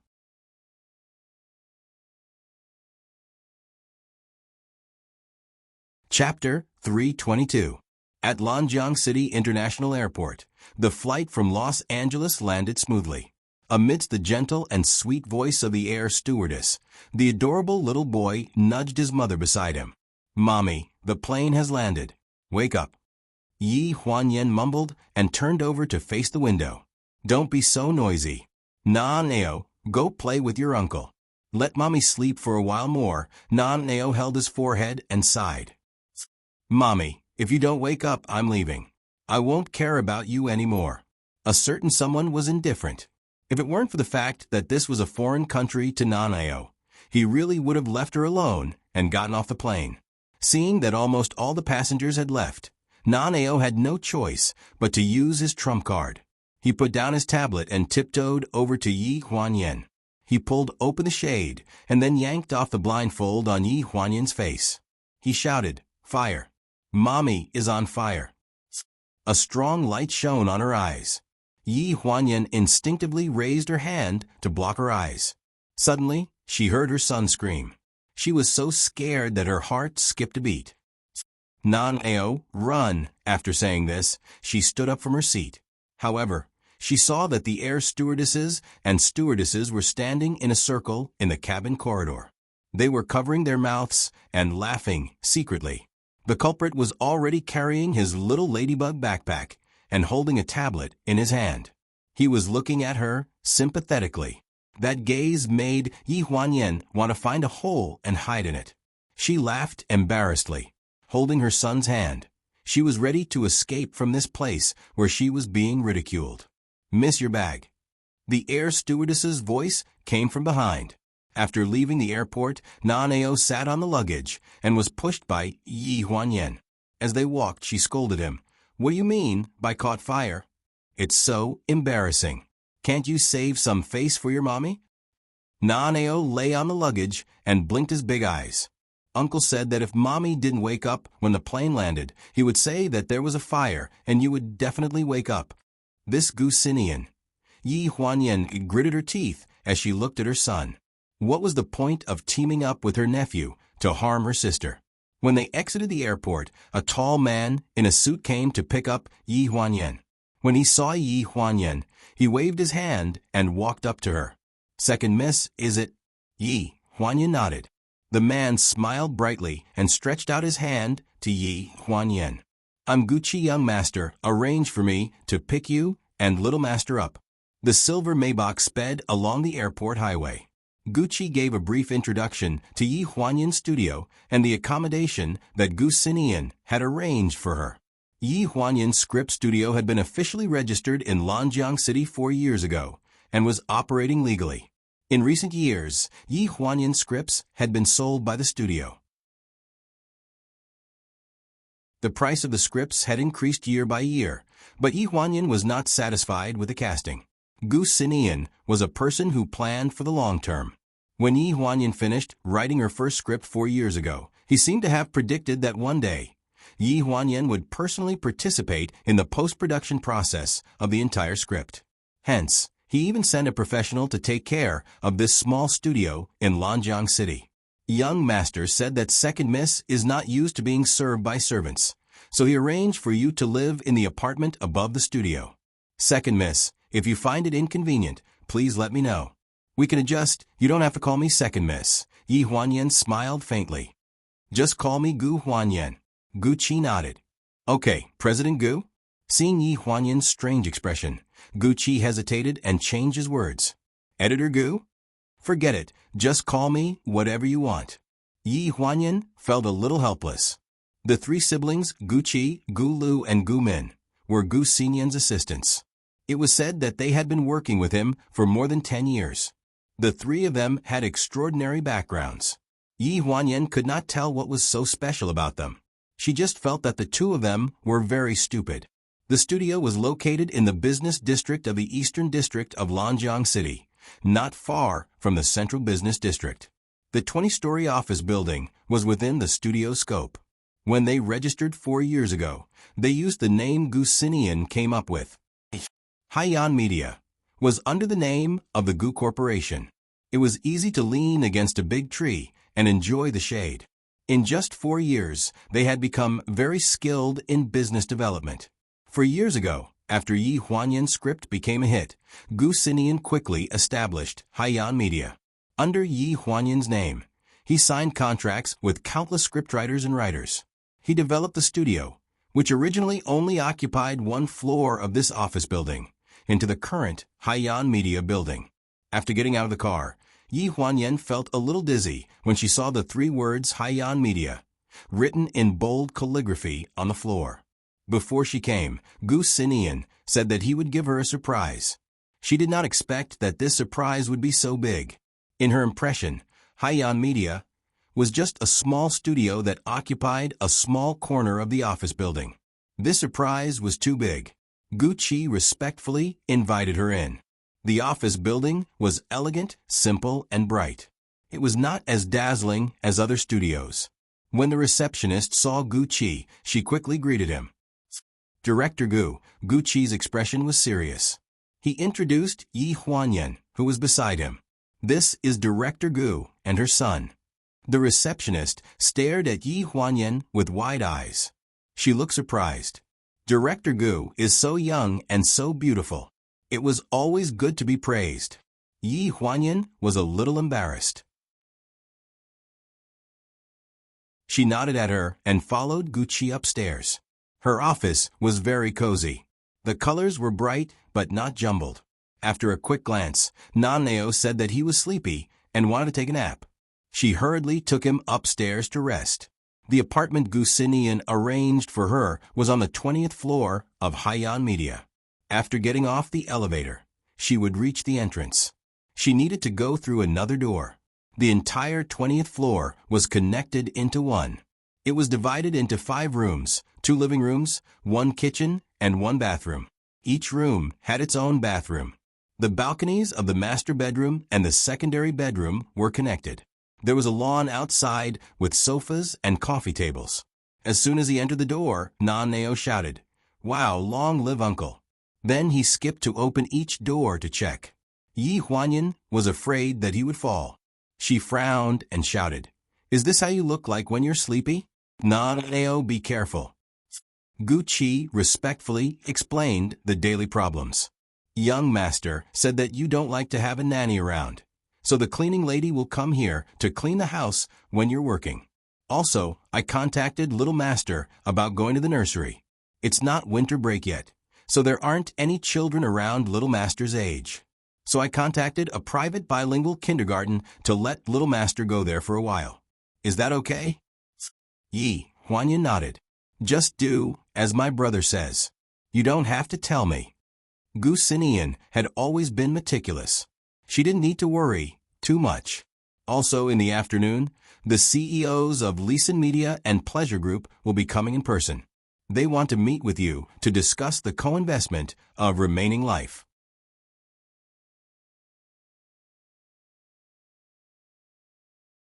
Chapter 323. In the CEO's office of the Pleasure Group, Xiaodong walked into the office with a stack of documents for the afternoon meeting. "President Ling, this is the contract to be discussed in the afternoon. Haiyan Media just called and said that their boss has just landed, so the meeting will be at dinner time.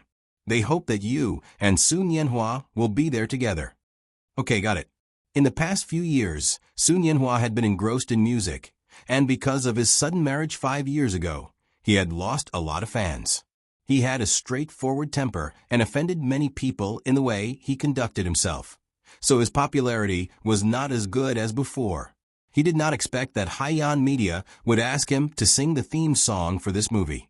After Secretary Dong reported everything, she looked at Ling Han seriously. She felt that her boss seemed to be a little tired after coming back from Los Angeles. She could not help but ask, "President Ling, why did you stay in Los Angeles for a week to attend the media reception this time? Did something happen?" Thinking of what happened in Los Angeles, Ling Han frowned. "Nothing." With a click, Secretary Dong left. The door of the office was closed, leaving behind a quiet and lonely room. After waiting for a week in Los Angeles, he finally got a response from Gu Xinian. He did get his wish and went to the famous Four Seasons villa, but he did not see Gu Huanyan. Instead, he saw a room full of photos of her when she was young. She was not Yi Huanyan. It was originally a ridiculous idea that came to his mind because of the same name and the strange coincidence within 2 days. However, when he saw the wall full of photos in the master bedroom in the west court of the Four Seasons villa, this idea turned into ashes. 7:30 p.m. East Bridge Private Club. After Ling Han followed the waiter into the private room, he immediately saw the president of Leeson Media, Wang Libo. He was in a suit, and when he heard someone coming in, he immediately stood up and put on a courteous look. Seeing that it was Ling Han, his face darkened a little. His eyes fell on Sun Yanhua behind Ling Han. "President Ling, it's okay for you to come here, but you even brought a male artist from the company. Are you planning to use a handsome man to trick me?" Sun Yanhua frowned, showing a somewhat unhappy expression, but he couldn't do anything because of Ling Han. Ling Han was indifferent. He glanced at Wang Libo coldly. "We also welcome President Wang to bring his company's artists here." Wang Libo sneered. "My company's artists aren't as good as Mr. Pleasure." Leeson Media and Pleasure Media had always been at loggerheads. The most troublesome thing was that no matter what movie Pleasure was preparing, Leeson would definitely produce a movie with the same theme, the same style, and even the actors in the cast looked 70% similar to Pleasure's movie.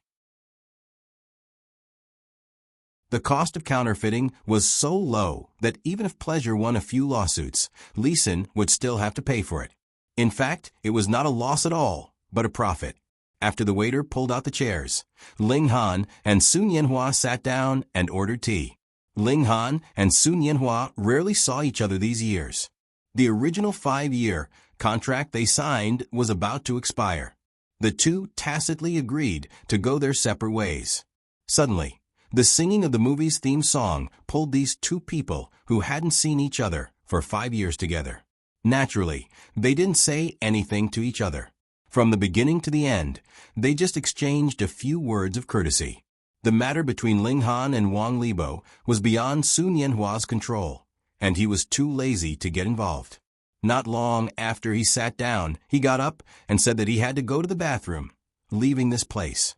As soon as he left the room, he took out a cigarette from his pocket. Just as he was about to light it, his phone suddenly rang. When he saw the caller ID, his eyes were filled with gentleness. He pressed the answer button. "Xiaoro, what's up?" A gentle female voice came from the other end of the phone. "Come back early tonight. I have something to tell you." Okay. Don't smoke. It's bad for your throat. Aren't you going to sing the movie's theme song? Get ready." Hearing this, Sun Yanhua glanced at the cigarette between his fingers and took a deep breath. "Got it. Is Jingjing obedient today? It's still the same. I'll let her tell you herself when you come back." "Are you bullying your classmates again?" Just as they were talking, Sun Yanhua changed his position. When he turned around, he suddenly bumped into a figure, causing the other party to cry out in surprise. A fragrant wind blew past. He hurriedly helped the person up and apologized. "Sorry, are you okay?" The woman looked up.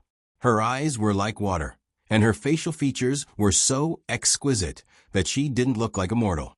When she looked at him, a trace of surprise flashed in her eyes. She immediately steadied herself and smiled. "I'm fine." Sun Yanhua was stunned. "Have we met before?" Although the trace of surprise disappeared in a flash, he clearly felt the surprise when the person in front of him saw him. Hearing this, Yi Huanyan's heart tightened, but her expression didn't change. "Who doesn't know Sun Yanhua? I used to listen to your songs." Sun Yanhua was stunned. His smile was a little unnatural, as if he was talking to himself. "It's a song from a few years ago. There's still someone who listens to it." Yi Huanyan hesitated for a few seconds. She squatted down to hide the melancholy in her eyes. She picked up the phone on the ground and handed it to him. "Your phone. Thank you." When they brushed past each other, Sun Yanhua looked at the figure and suddenly felt an inexplicable sense of familiarity. However, he couldn't tell where he had seen this person before. She was very beautiful. She was definitely a beauty that was unforgettable. If he had seen her somewhere before, how could he not remember? A hurried inquiry came from the phone, pulling Sun Yanhua back to reality. "Honey, what's wrong? What happened?" "Nothing. I accidentally bumped into someone just now." "Are you okay?" "I'm fine." Sun Yanhua raised his wrist and glanced at it. "Xiaoro, I'll talk to you later. I have to go eat." An obedient and gentle voice came from the other end of the phone. And okay. 5 years ago, he met Zheng Ro in Shanghai. After dating for half a year, he didn't think much of it and got married naturally. After marriage, he had a well-behaved girl, Jingjing, who was 4.5 years old this year. It could be said that he had a happy family. However, he still felt hurt when he thought of someone. He felt that his current happiness couldn't be accepted with peace of mind. She should have been happy. In the private room, the waiter opened the door. Yi Huanyan was wearing a black Hepburn dress with a gray checkered shawl draped over her arms. She looked mature. Her chestnut brown hair was combed into a bun, revealing her white swan neck. Around her neck was an expensive diamond necklace. "I'm sorry to have kept you waiting." This familiar voice caused Ling Han's eyes to narrow abruptly. He turned sideways to look in the direction of the door. The person standing there was the second young miss of the Gu family, whom he had had a romantic encounter with in the state of Florin. "It's you?" It was Wang Libo who spoke. He had seen the second daughter of the Gu family under the mask at the birthday party of the Gu family in Florida. At this moment, he was overjoyed to see her. His face was full of surprise. "I didn't expect the second daughter of the Gu family to be the famous screenwriter that all the major media companies are racking their brains to find. The big boss behind Haiyan Media, Miss Dora."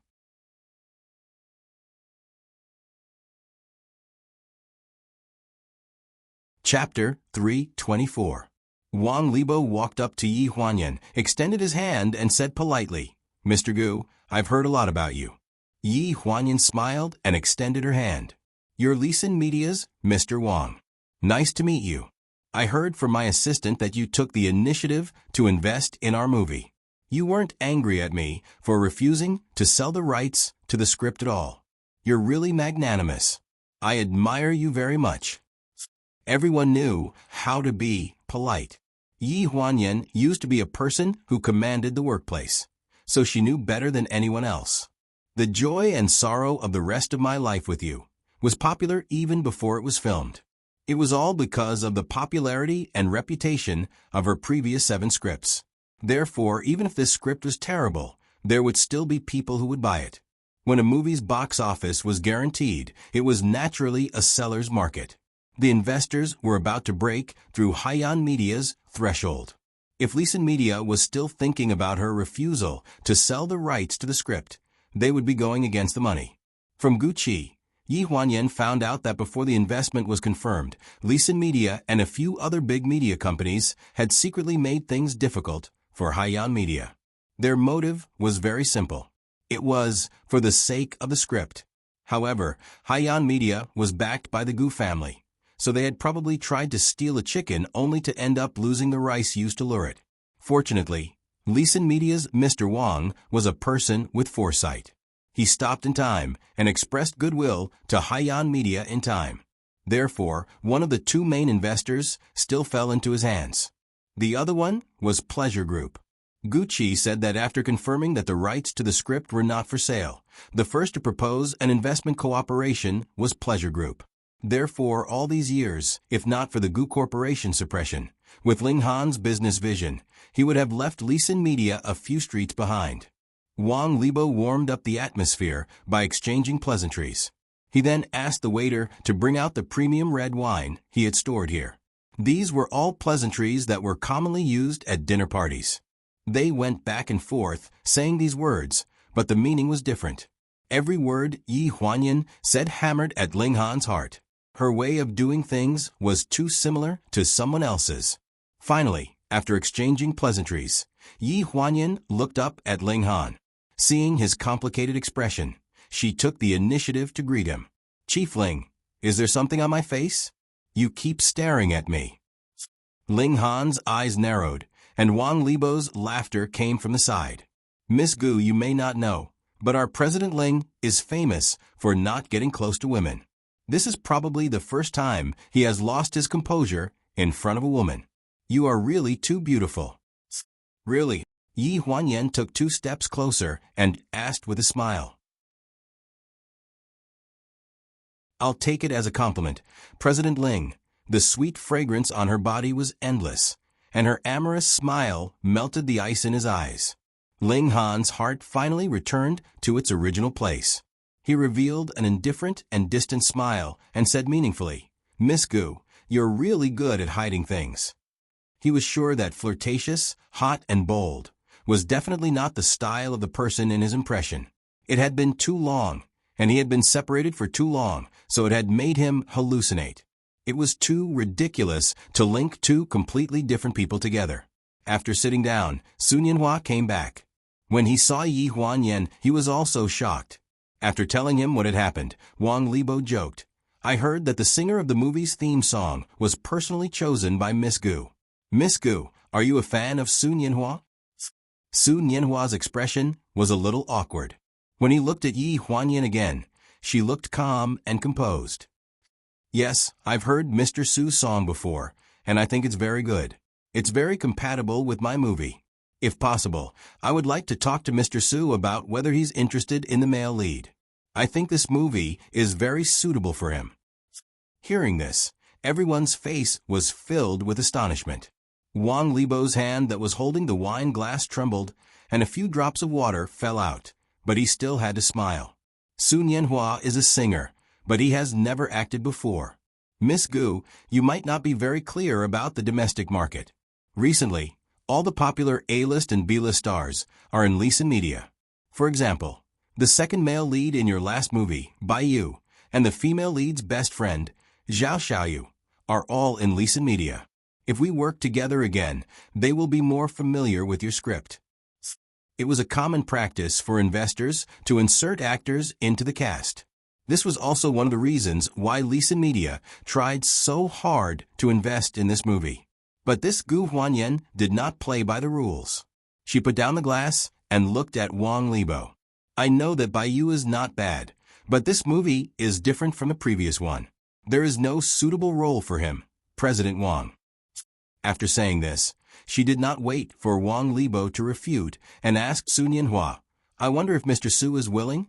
I have seen the movie parts you made a guest appearance in before. You don't have to worry about acting skills. We have professionals to train you. Su Nianhua's eyes flashed with a trace of surprise. You mean the male lead? Seeing Su Nianhua's hesitation, Yi Huanyan guessed that he had some concerns, so she smiled.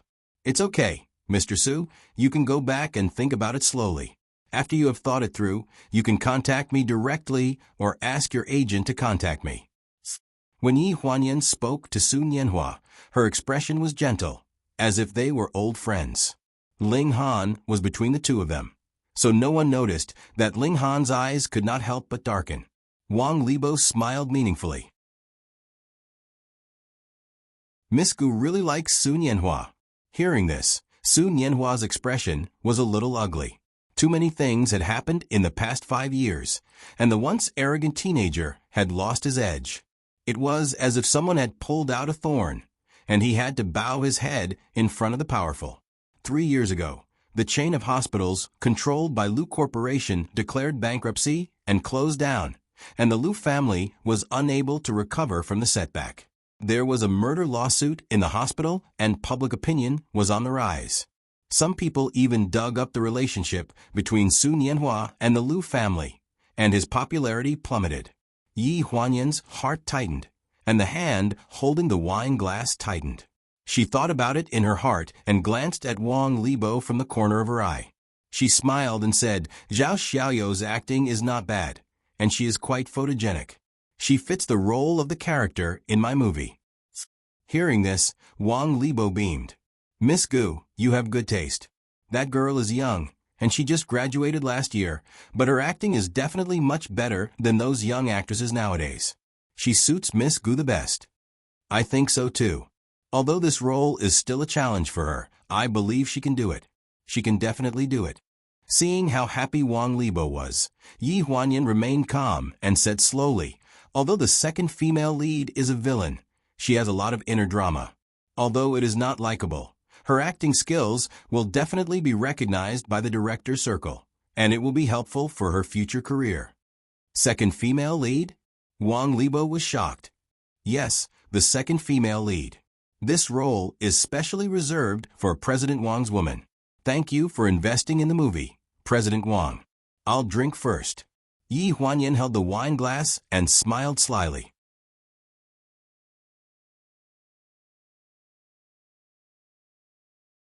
Chapter 325.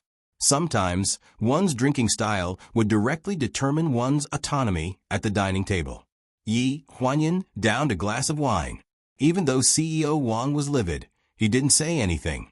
Yi Huanyan had long heard that Zhao Xiaoyu was Wang Libo's mistress outside. She had no problem promoting her, but she already had a suitable candidate in mind for the female lead. If it's the female lead, I would like to ask if Miss Guanai of Pleasure has the time. Wang Libo naturally had nothing to say when Guanai was mentioned. Her background in the Eastern European royal family was enough to shut everyone up. Ling Han was probably the one who was in a dilemma. Although Miss Guanai was a top celebrity in the pleasure group, she was only in the entertainment industry for fun. 5 years ago, after news of her marriage to the heir of the Eastern European royal family spread, she only appeared in 1 film a year. As for what she was going to film, it depended on her mood. Ling Han's expression tensed up. He frowned and said, Miss Gu, I'm afraid we have to ask Guanai's opinion on this matter. It's okay, I can wait. There's no rush. She believed that Guanai would agree. She had spent 3 years writing this script. Everyone in it was made of flesh and blood, and the story was inextricably linked to reality. After 3 rounds of wine, Wang Libo brought up the issue of providing the costumes for the movie. Yi Huanyan brushed him off lightly. My assistant already has a suitable supplier for the costumes. Thank you for your kindness, CEO Wang. Wang Libo wasn't angry. Or rather, he had been rejected many times. Moreover, this time wasn't a big deal. He was just curious how Gu Huanyan had so many connections in Lanjiang City when she had just returned to the country. It was as though she knew Lanjiang City like the back of her hand. Miss Gu, have you been to Lanjiang before? Not only are you familiar with the major enterprises in Lanjiang, but you also seem to be very familiar with my brother's district. Yi Huanyan's gaze froze. She quickly reacted. I stayed in Lanjiang with my brother for a period of time. He is very familiar with it. Naturally, I am too.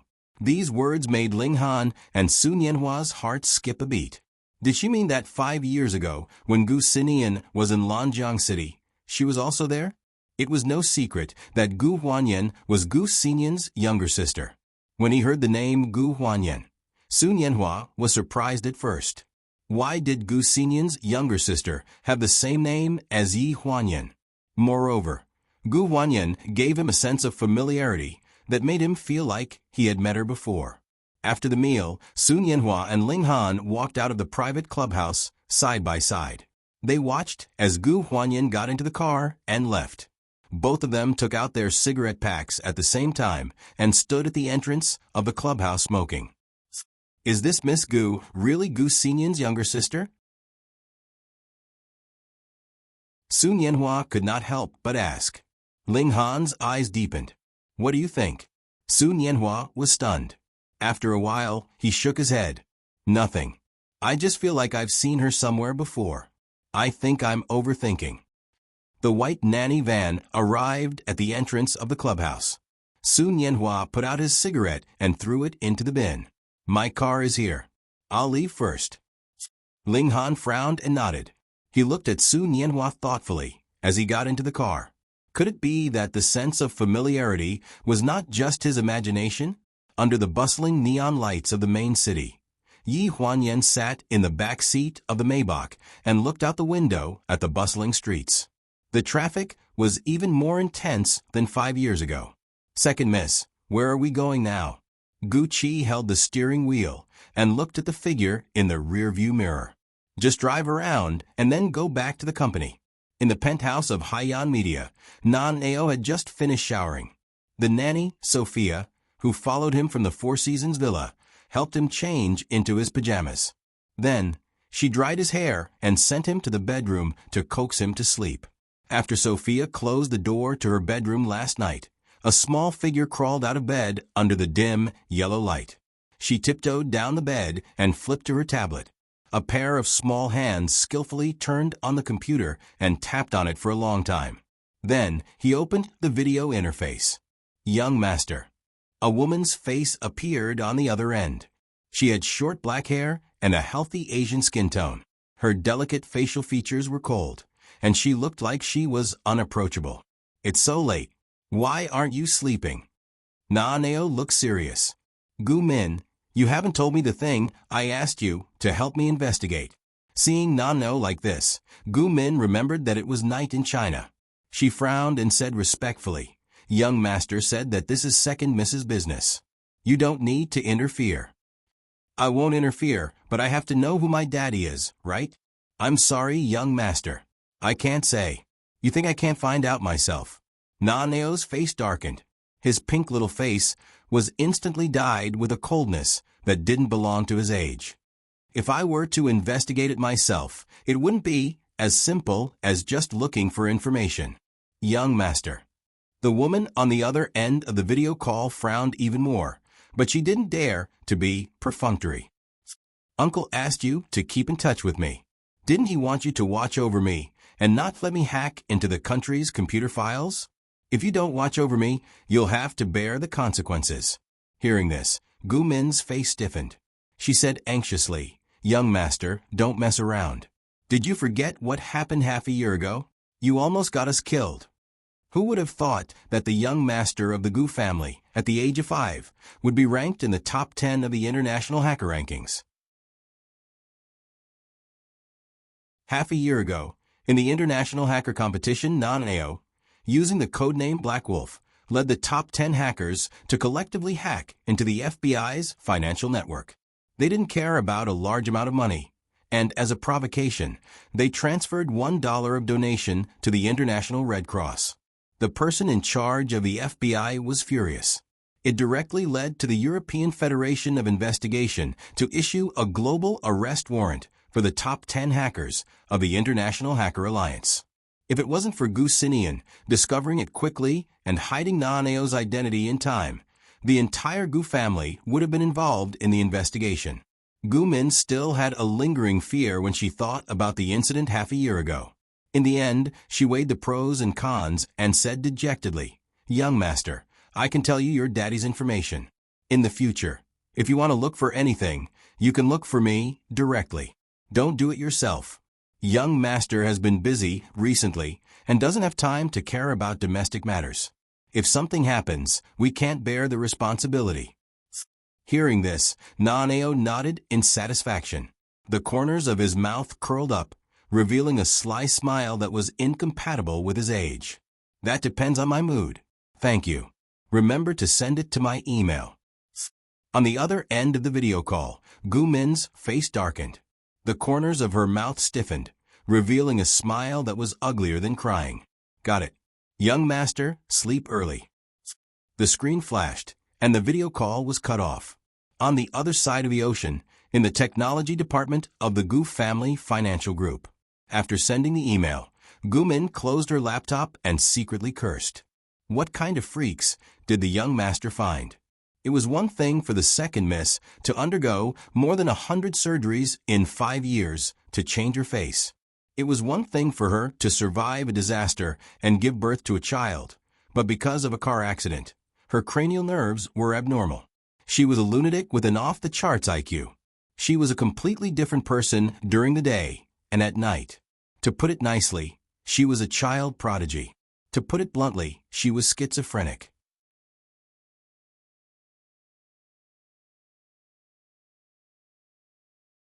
Chapter 326. When Yi Huanyan returned to the apartment, Non-AO was already asleep. She tiptoed into his room and tucked him in. When she was tucking him in, she saw the tablet next to his pillow. She frowned and muttered, "You're still playing games before you sleep.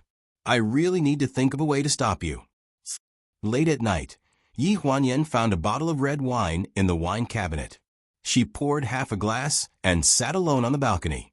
She looked down at the busy streets of Lanjiang City in a daze. Now that she could stand side by side with Ling Han, she realized that something was missing in her heart. Behind the 5 or 6 office buildings was the pleasure group's building. There was a faint light on in the CEO's office. Some people were used to working in the middle of the night, so they kept themselves busy to comfort their restless heart at night. When the sun rose at dawn, they would close their eyes for a moment, and then they would once again fall into nonstop work. These 5 years had actually passed very quickly. When you were so busy that you didn't have time to stop and think, you would lose all your emotions. Be it happiness, unhappiness, joy, sorrow, anger, jealousy, resentment, or longing, everything could be forgotten. However, this kind of forgetting was not real forgetting. When you were free, the huge backlash was always so painful that you wished you were dead. A ray of light appeared in the east. It was a new day. After the dinner, the cooperation between Haiyan Media and the 2 media giants of Lanjiang City was basically confirmed. The official concept poster had also been published on the company's official Weibo. The supporting actors and actresses were confirmed to be the few young actors who had been in the limelight recently. Only the male and female leads were still undecided. When the company's agent found Su Nianhua's house, he was brushing his teeth and washing up with his daughter in the bathroom. He looked like a good father. Zheng Ro opened the door. "Brother Ray, you're here. You don't have any jobs today, right?" Zheng Ro smiled and greeted Ray Mi into the house. She subconsciously looked in the direction of the bathroom and said apologetically, He's still washing up. He has to take Jingjing to preschool later. He hasn't had breakfast yet, right? Let's have breakfast together. Remy hesitated. I'm here to look for Brother Hua. I'm afraid I'll need your help. If he wanted to convince Sun Yanhua, he had to convince his wife first. Although he didn't know if it would work, he had to try. Zheng Ro was very naive. She replied, What's the matter? Brother Lei, just tell us. You've been taking care of us for the past few years. If you need our help, how can we not help? Speaking of which, it's not that I need your help. In fact, it's Brother Hua's own business. Remy took a deep breath. It's the TV series Remaining Life. You, Remy, before he could finish speaking, a cold voice came from the direction of the bathroom and interrupted him. Zheng Ro turned around and saw her husband standing at the bathroom door in white casual wear. His expression was serious, and his tone was cold. My family doesn't talk about work. Xiao Ro doesn't understand these things. Also, I've already turned down the offer. You don't need to persuade me anymore. I'm not interested in acting. Remy frowned and his expression darkened. Do you know how many people want to be in this show? There are many people who want to join the cast with money. Haiyan Media clearly wants you to be the male lead. They are giving President Ling face and also giving you face. I really don't understand why you don't want to act in the movie. I only want to make music. I don't want to do useless things. Make music? Remy gasped and trembled with anger. Okay, let's talk about making music. It's been 2 years. Have you written a good song? If I hadn't put in so much effort to get you those commercial performances so you could sing, would you still be able to support your family now? Sun Yanhua, don't go too far. Can you look at your own position? If you don't like my position, you can just leave. You're a top manager now. There's no need to hang around me all the time. My contract is about to expire. If worst comes to worst, I'll quit this industry. The two of them kept arguing, and the whole room was filled with the smell of gunpowder. Zheng Ro stood between the two of them with an anxious expression. In the end, Remy slammed the door and left. She glared at Sun Yanhua and hurried to chase after him.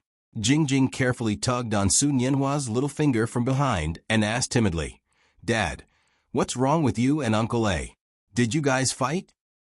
Looking at his daughter's frightened expression, Sun Yanhua felt apologetic. He squatted down and said softly, It's nothing. Jingjing, don't be afraid. Dad will take you to school. In fact, he didn't blame Remy. He knew that Remy was doing this for his own good, but he really wasn't in the mood. Too many things had happened in the past few years, and it wasn't easy for him to settle down. He didn't want to pursue a life where the spotlight was always on him. He accepted his fate. At the entrance of Lanjiang City's bilingual kindergarten, many luxury cars drove children to school. The private kindergarten was bilingual and had strong privacy. It was the best school for aristocrats in Lanjiang City. After Sun Yanhua handed the children to the school teacher, he was about to leave when he saw an unexpected figure in the corridor.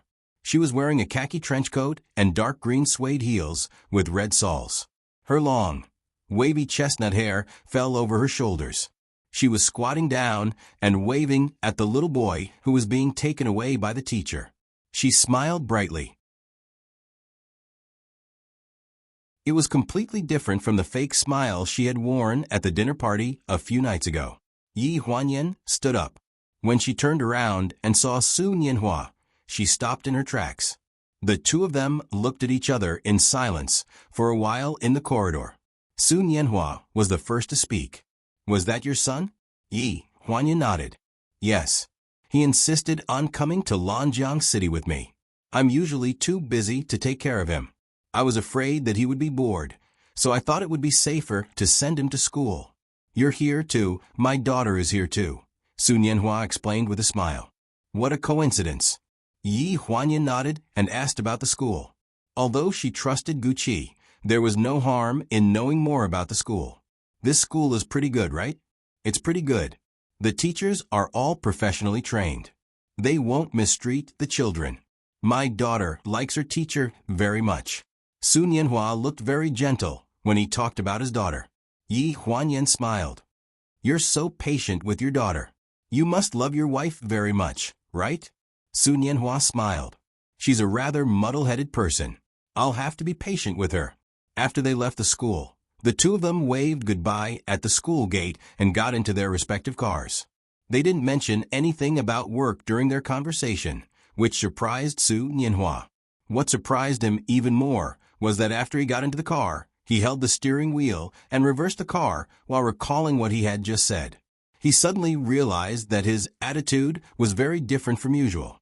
There was an inexplicable sense of familiarity about Gu Huanyan. He didn't think that he was a talkative person, but he seemed to be very relaxed in front of her. This feeling was so strange that he couldn't help but think about it. The phone in the car rang. It was Zhang Ro. Honey, Brother Lei already told me. Do you really not want to play the male lead?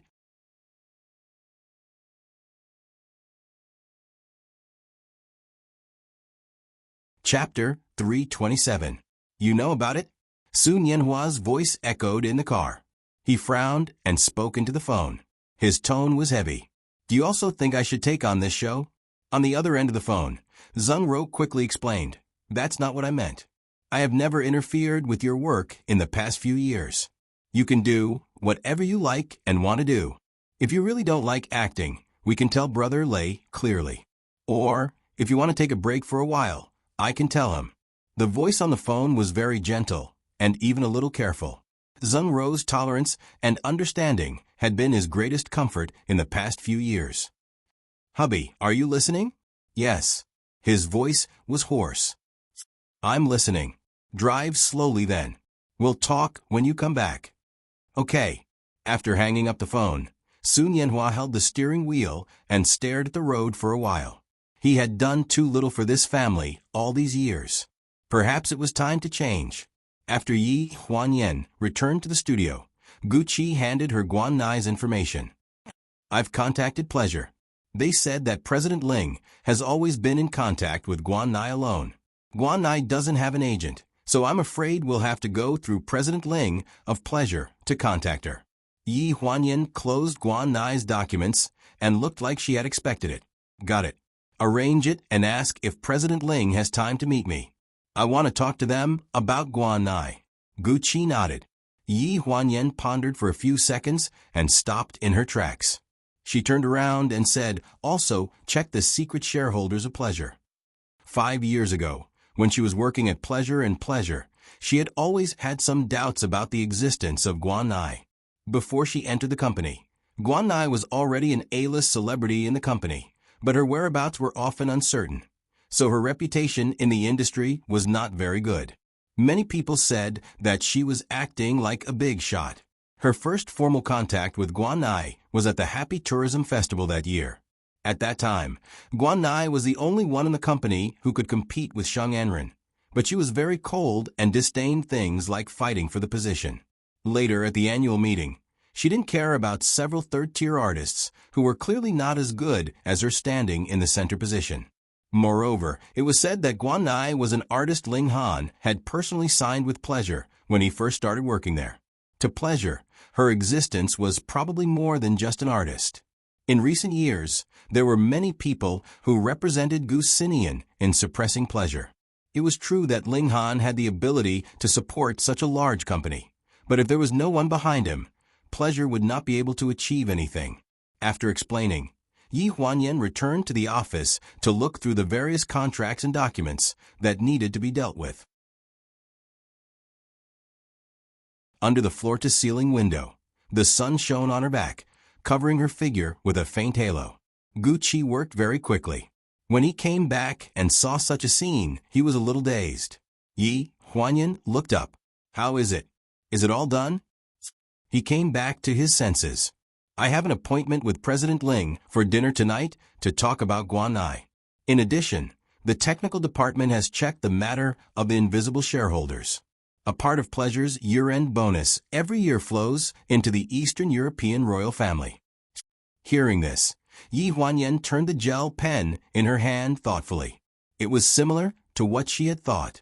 When she used to work at Pleasure, there was a bonus that went missing every year. It seemed that only Ling Han himself knew about this bonus. At that time, she was just a secretary and was not qualified to care about the board of directors matters. Now that she was a partner, she had to figure out the asset structure of pleasure. At night, the appointment was made at Donglin Private Clubhouse. Not long after Yi Huanyan sat down, Ling Han arrived right on time. This was the second time they had met after returning to China. She could clearly feel that Ling Han was deliberately distancing himself from her. "My secretary said that you wanted to talk to me about Guan Nai." Ling Han took off his coat and handed it to the waiter.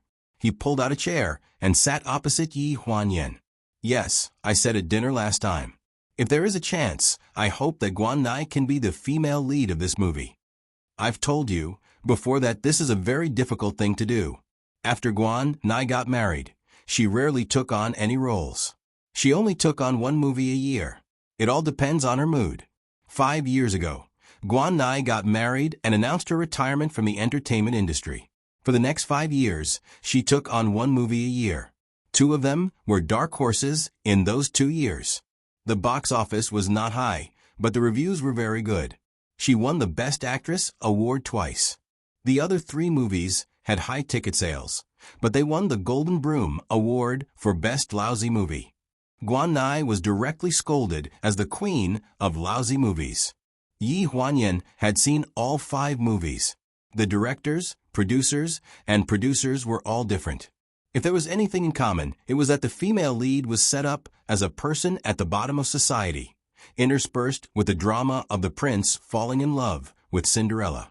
It was either a comedy or a tragedy. It was very different from Guan Nai's background. "Have you shown her my script?" "Yes, I have, but there is no reply." Ling Han made his attitude clear. "Guan Nai is on vacation at this time. She won't read any scripts. Where is she?" Yi Huanyan looked at him with a look of wanting to get to the bottom of the matter. Ling Han frowned. "Does this movie have to have Guan Nai? I remember that Haiyan Media didn't mention this before signing the contract with me."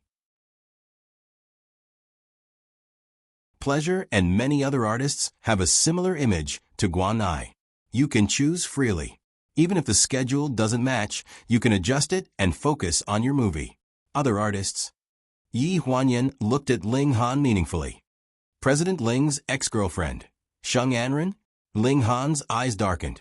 He stared into the woman's eyes, and the feeling of deja vu seemed to come back. He frowned and said unhappily, "I didn't expect President Gu to like reading the groundless news of gossip magazines." Hearing this, Yi Huanyan was slightly stunned. She immediately restrained the expression on her face and calmly picked up the cup by her hand. "It's just a joke. President Ling, don't take it seriously. President Gu is really good at joking." Ling Han frowned, and his face was a bit gloomy. Gu Huanyan seemed to understand him very well. While speaking, she could always secretly cut a hole in his heart, giving him a familiar yet strange feeling. He didn't know if this feeling was deliberately created by her or if it was inadvertently revealed by her. He suddenly thought of something. Although he had no evidence, his intuition told him that it might have something to do with her. No one is more suitable for the female lead of this movie than Guan Nai, just like no one is more suitable for the male lead than Su Nianhua. Since you are working with Haiyan, you should trust me. Every decision I make is to create the best conditions for pleasure to establish a foothold in the media industry. Yi Huanyan curved her red lips and smiled seductively. "So I hope President Ling can seriously consider this."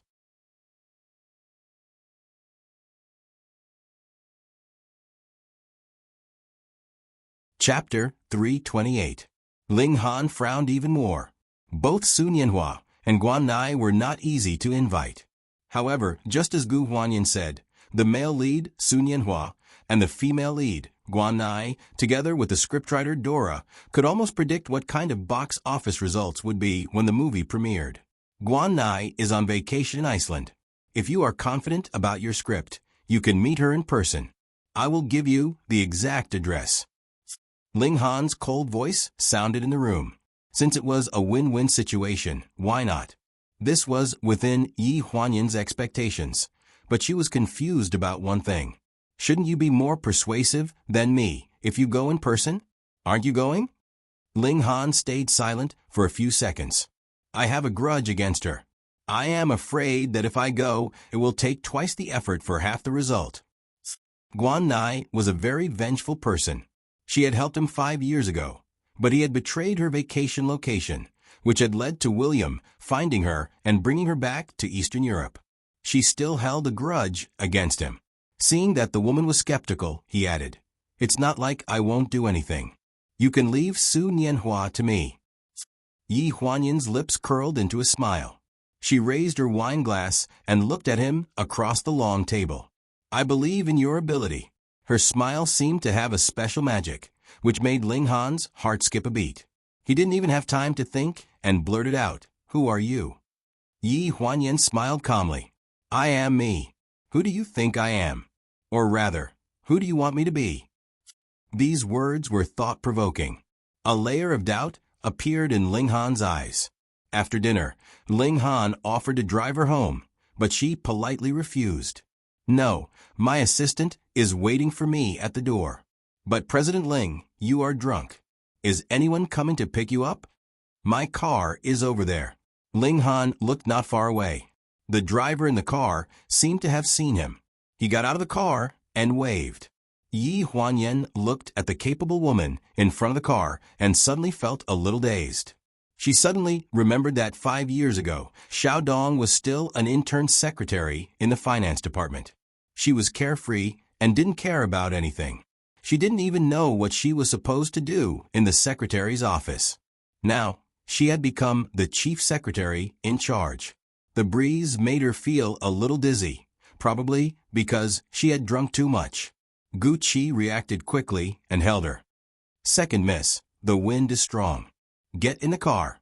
Ling Han walked to the front of the car and instinctively turned back when he heard the sound.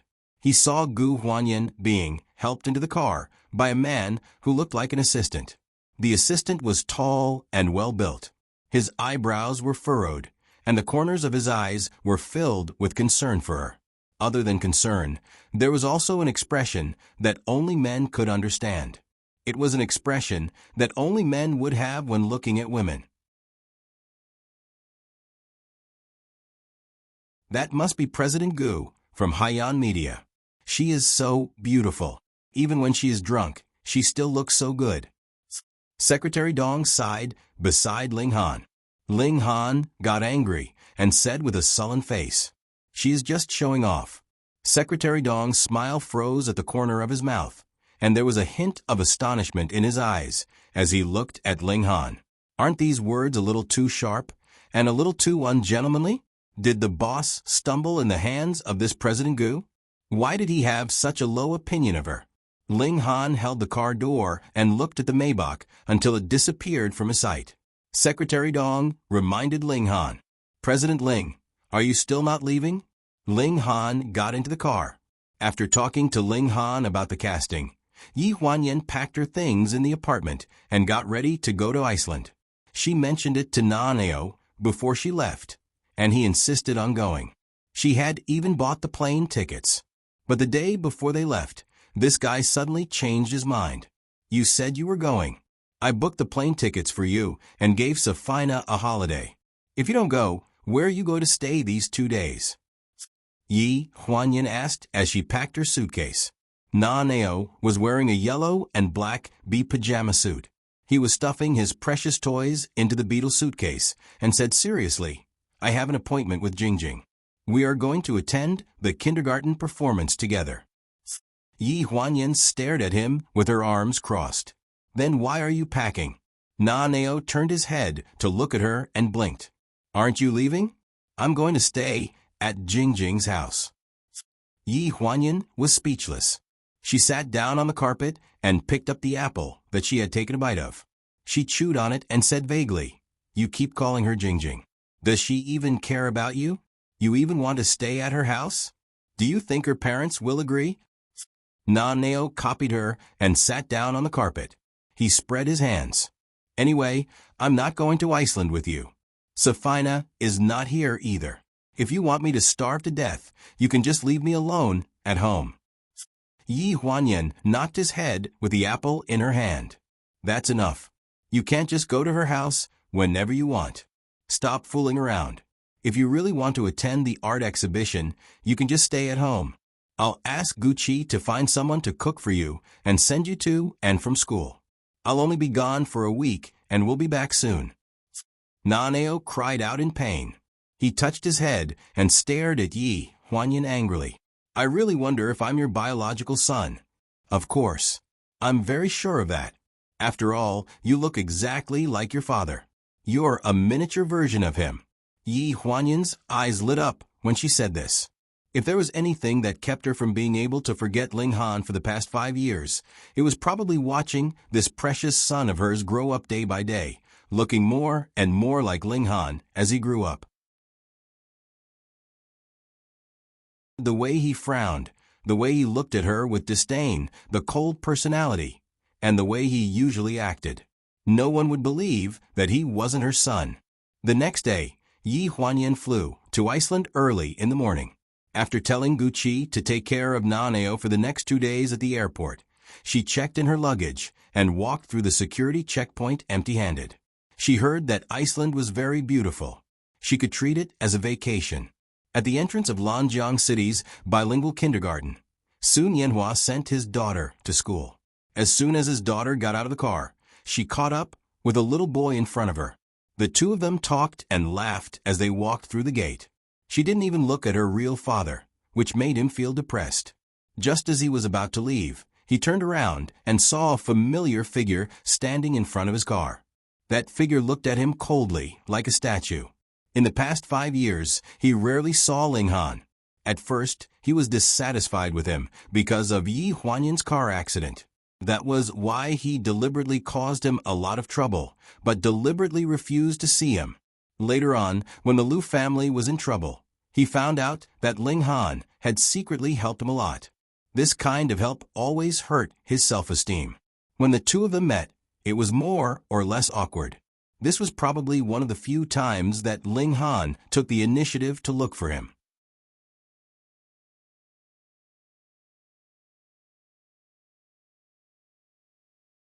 Chapter 329. Are you looking for me? Because of that movie. Sun Yanhua did not speak until the car arrived at Sun Yanhua's house. Ling Han nodded. Yes, this movie is a good opportunity for you. Sun Yanhua frowned and looked complicated. It's a good opportunity for the company, isn't it? With the script written by Miss Dora and the cooperation with the new media company Haiyan. If the movie was a success, it would undoubtedly paint a brilliant stroke in the history of pleasure. I don't deny it. Ling Han stared at him. But it's a win-win situation. Before he could finish, Sun Yanhua raised his hand and interrupted him. I've thought about it. I won't renew the contract after it ends. I plan to quit the entertainment industry. Hearing this, Ling Han frowned. You've thought it through? What are you going to do if you quit the entertainment industry? How are you going to support yourself, your wife and children? Sun Yanhua curled his lips and gave a self-deprecating smile. Haiyan Media paid quite a lot for the theme song of the movie. I'm actually quite grateful to be in this industry. I can easily get a few million yuan just by singing a song. It's enough for an ordinary person to open a small shop and live the rest of his life. He had earned a lot of money over the years, but something had happened to the Liu family's hospital, and old Master Liu had died of a cerebral hemorrhage. All the debts fell on the shoulders of Mrs. Liu, who was the legal representative of the company, which was equivalent to falling on Sun Yanhua's head. It was not until the end of last year that all the debts were paid off. It was also from this year that Sun Yanhua had saved some money through some commercial performances. Ling Han thought that it was because he had been working too hard for the past few years, so he had no passion for creating music. He originally thought that this was just a temporary state, but he did not expect that leaving the entertainment industry was a plan that he had been planning for a long time. So you've been waiting for the contract with pleasure to expire? Ling Han's face sank. Sun Yanhua did not refute it, which was an indirect admission. Ling Han looked at him coldly. It's just a small incident, and you've lost all your fighting spirit. When you signed with pleasure, The board of directors said that you were a composer with passion and dreams. Look at yourself now. Where's the passion in you? Hearing this, a trace of ridicule appeared in Sun Yanhua's eyes as he sneered. Passion? Do you think everyone in the world is as cold-blooded as you? Do you think that after losing a family or a lover, they can recover in the blink of an eye? You have a successful career, and you have never failed. But have you ever thought about who you can share everything you have with now? After saying this, Sun Yanhua stepped on the brakes and stopped the car at the entrance of the community. Get out of the car. Ling Han's face was livid, and he glanced at Sun Yanhua coldly. After pulling open the car door, he caught a glimpse of a figure behind the car from the corner of his eyes. His gaze shifted, and he turned around to ask, if Yin Yan was still here and she tried to persuade you, would you still have the same attitude? Sun Yanhua held the steering wheel in silence. Meanwhile, the figure of a woman who appeared behind the car with 2 shopping bags in her hands swayed slightly. She looked at Ling Han with a gaze filled with embarrassment. The corners of Ling Han's lips curled up as he got into his car that was following behind. He was a vengeful person. Those who schemed against him had to pay a price. When Sun Yanhua got home, he saw the 2 shopping bags at the entrance. He was stunned for a moment. When he thought about Zheng Rou's usual habits, he understood. He complained about her throwing things around again and helplessly sorted the things in the 2 bags into the refrigerator. Why did you put things at the entrance again? Don't you find it disgusting to put food and shoes together? When he finished complaining and walked into the living room, he found that there was no one in the living room. However, there was a rustling sound coming from the bedroom. Not long after, Zheng Rou walked out with a suitcase. She looked like she was going on a long trip. Where are you going? You have so many bags. I'm going back to my hometown. Take care of Jingjing for the next 2 days. Sun Yanhua stood up from the sofa. Back to your hometown? Why are you suddenly going back to your hometown? What happened at home? My mom is sick.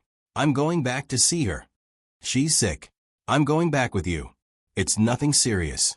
Besides, don't you have to prepare the theme song for the movie? Just take good care of the child. Zheng Rou left in a hurry. She only left a few words. She did not even say when she would be back. Sun Yanhua stood at the entrance with a blank face. When he realized that Zheng Rou was angry, she was already on the plane to Iceland.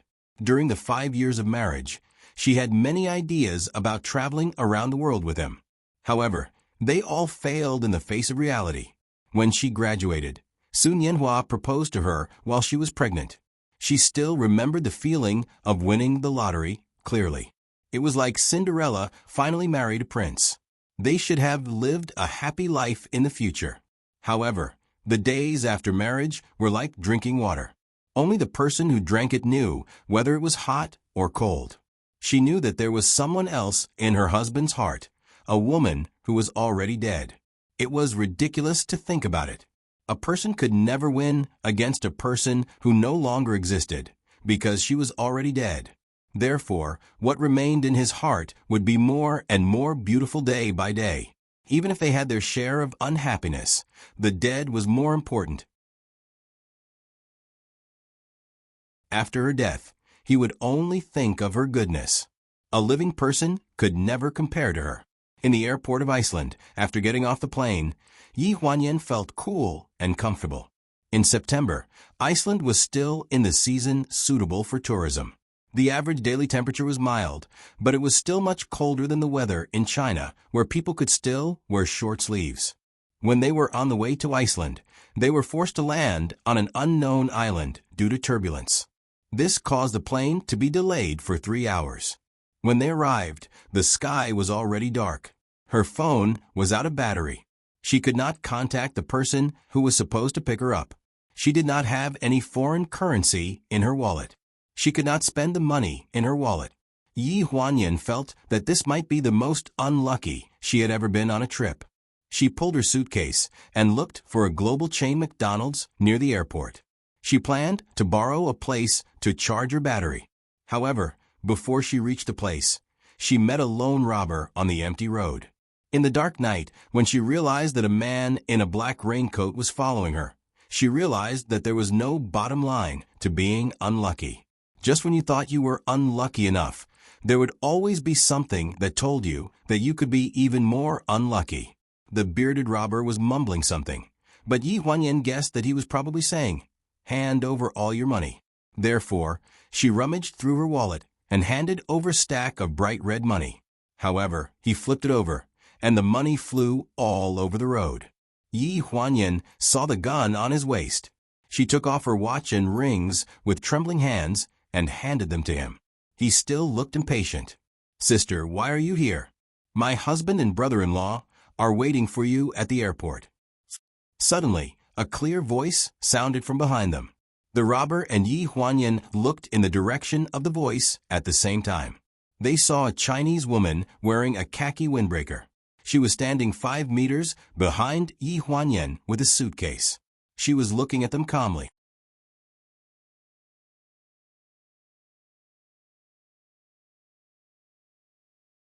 Chapter 330.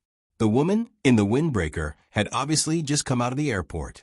She looked young, in her early 20s. She was dragging a huge silver suitcase behind her. Standing in the wind, her voice trembled as she spoke. Yi Huanyan's heart sank. It was a good thing to act bravely for a just cause, but she had to weigh her own abilities. With such a small body, she had come out to help. She was most likely going to get herself involved. The big man in front of her waved at the woman in the distance with a provocative look. There was a smile on his face, which made people shudder. Yi Huanyan didn't even think about it. She hugged the big man's waist and shouted behind her, "Run and call the police. Don't worry about me." There was a rush of footsteps behind her. The big man seemed to be angry. He grabbed Yi Huanyan's wrist and picked her up like a chicken. He directly carried her on his shoulder and chased after the woman. Yi Huanyan's waist hurt from being bounced by her. She struggled to raise her head and saw the woman in the khaki windbreaker turn back. There was another person beside her. Looking at the figure, it was a tall woman. "Don't be afraid. I'm back to save you."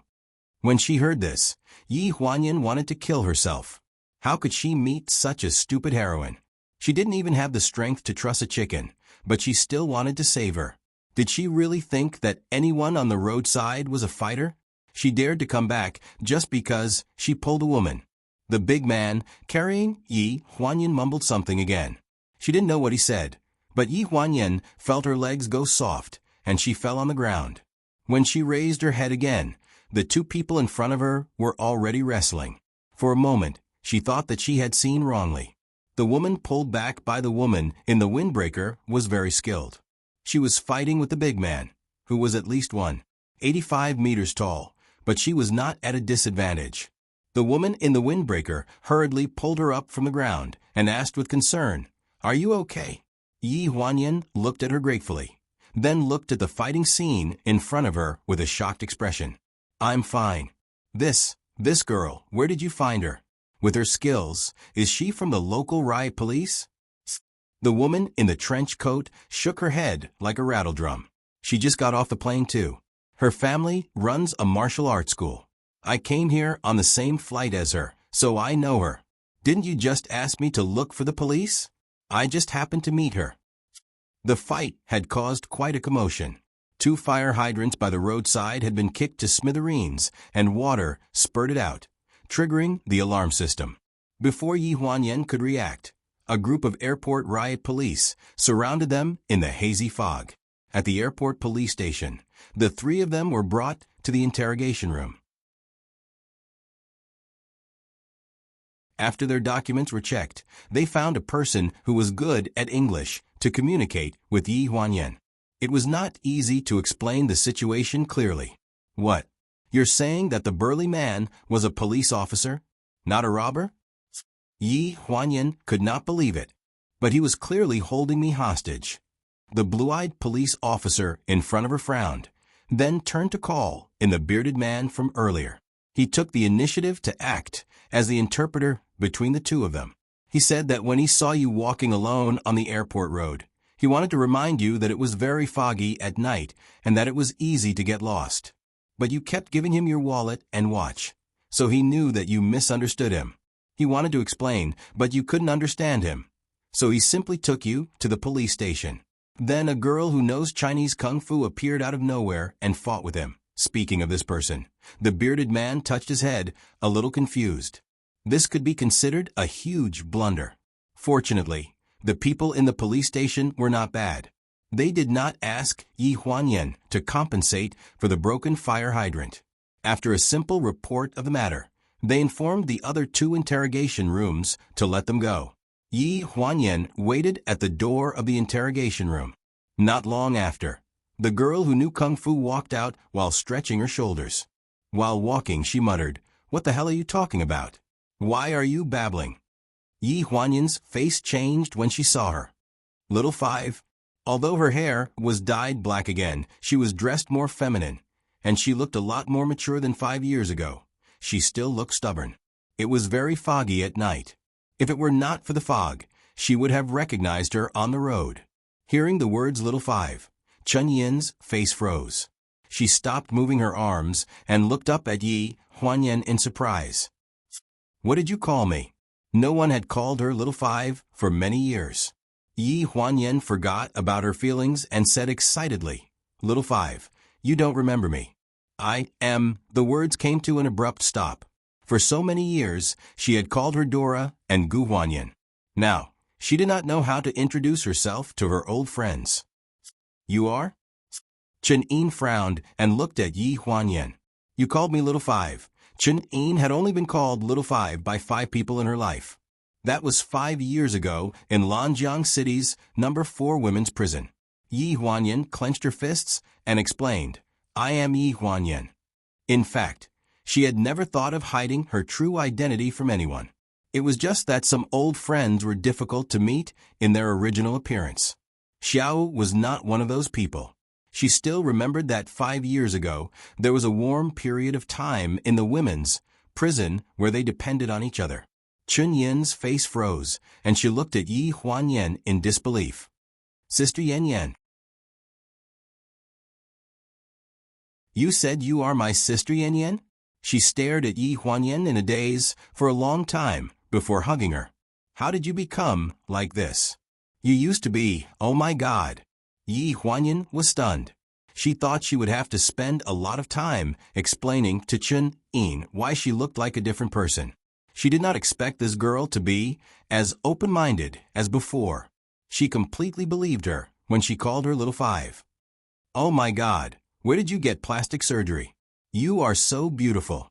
Is it popular to have plastic surgery like this? Recommend me to go too. I want to have my eyes opened." When she heard this, Yi Huanyan's mouth froze, and she said embarrassedly, "Little 5, I will explain it to you later. You just got off the plane too? Where are you staying now?" "I came to Iceland with my brother for the competition. We are staying at the Foggy Island Hotel." "Sister, what about you? What a coincidence, me too." Chun Yin was excited. She suddenly slapped her thigh and said, "Oh no, I am afraid my brother is still waiting for me at the entrance of the airport." As she spoke, she pulled Yi Huanyan's hand and ran towards the gate.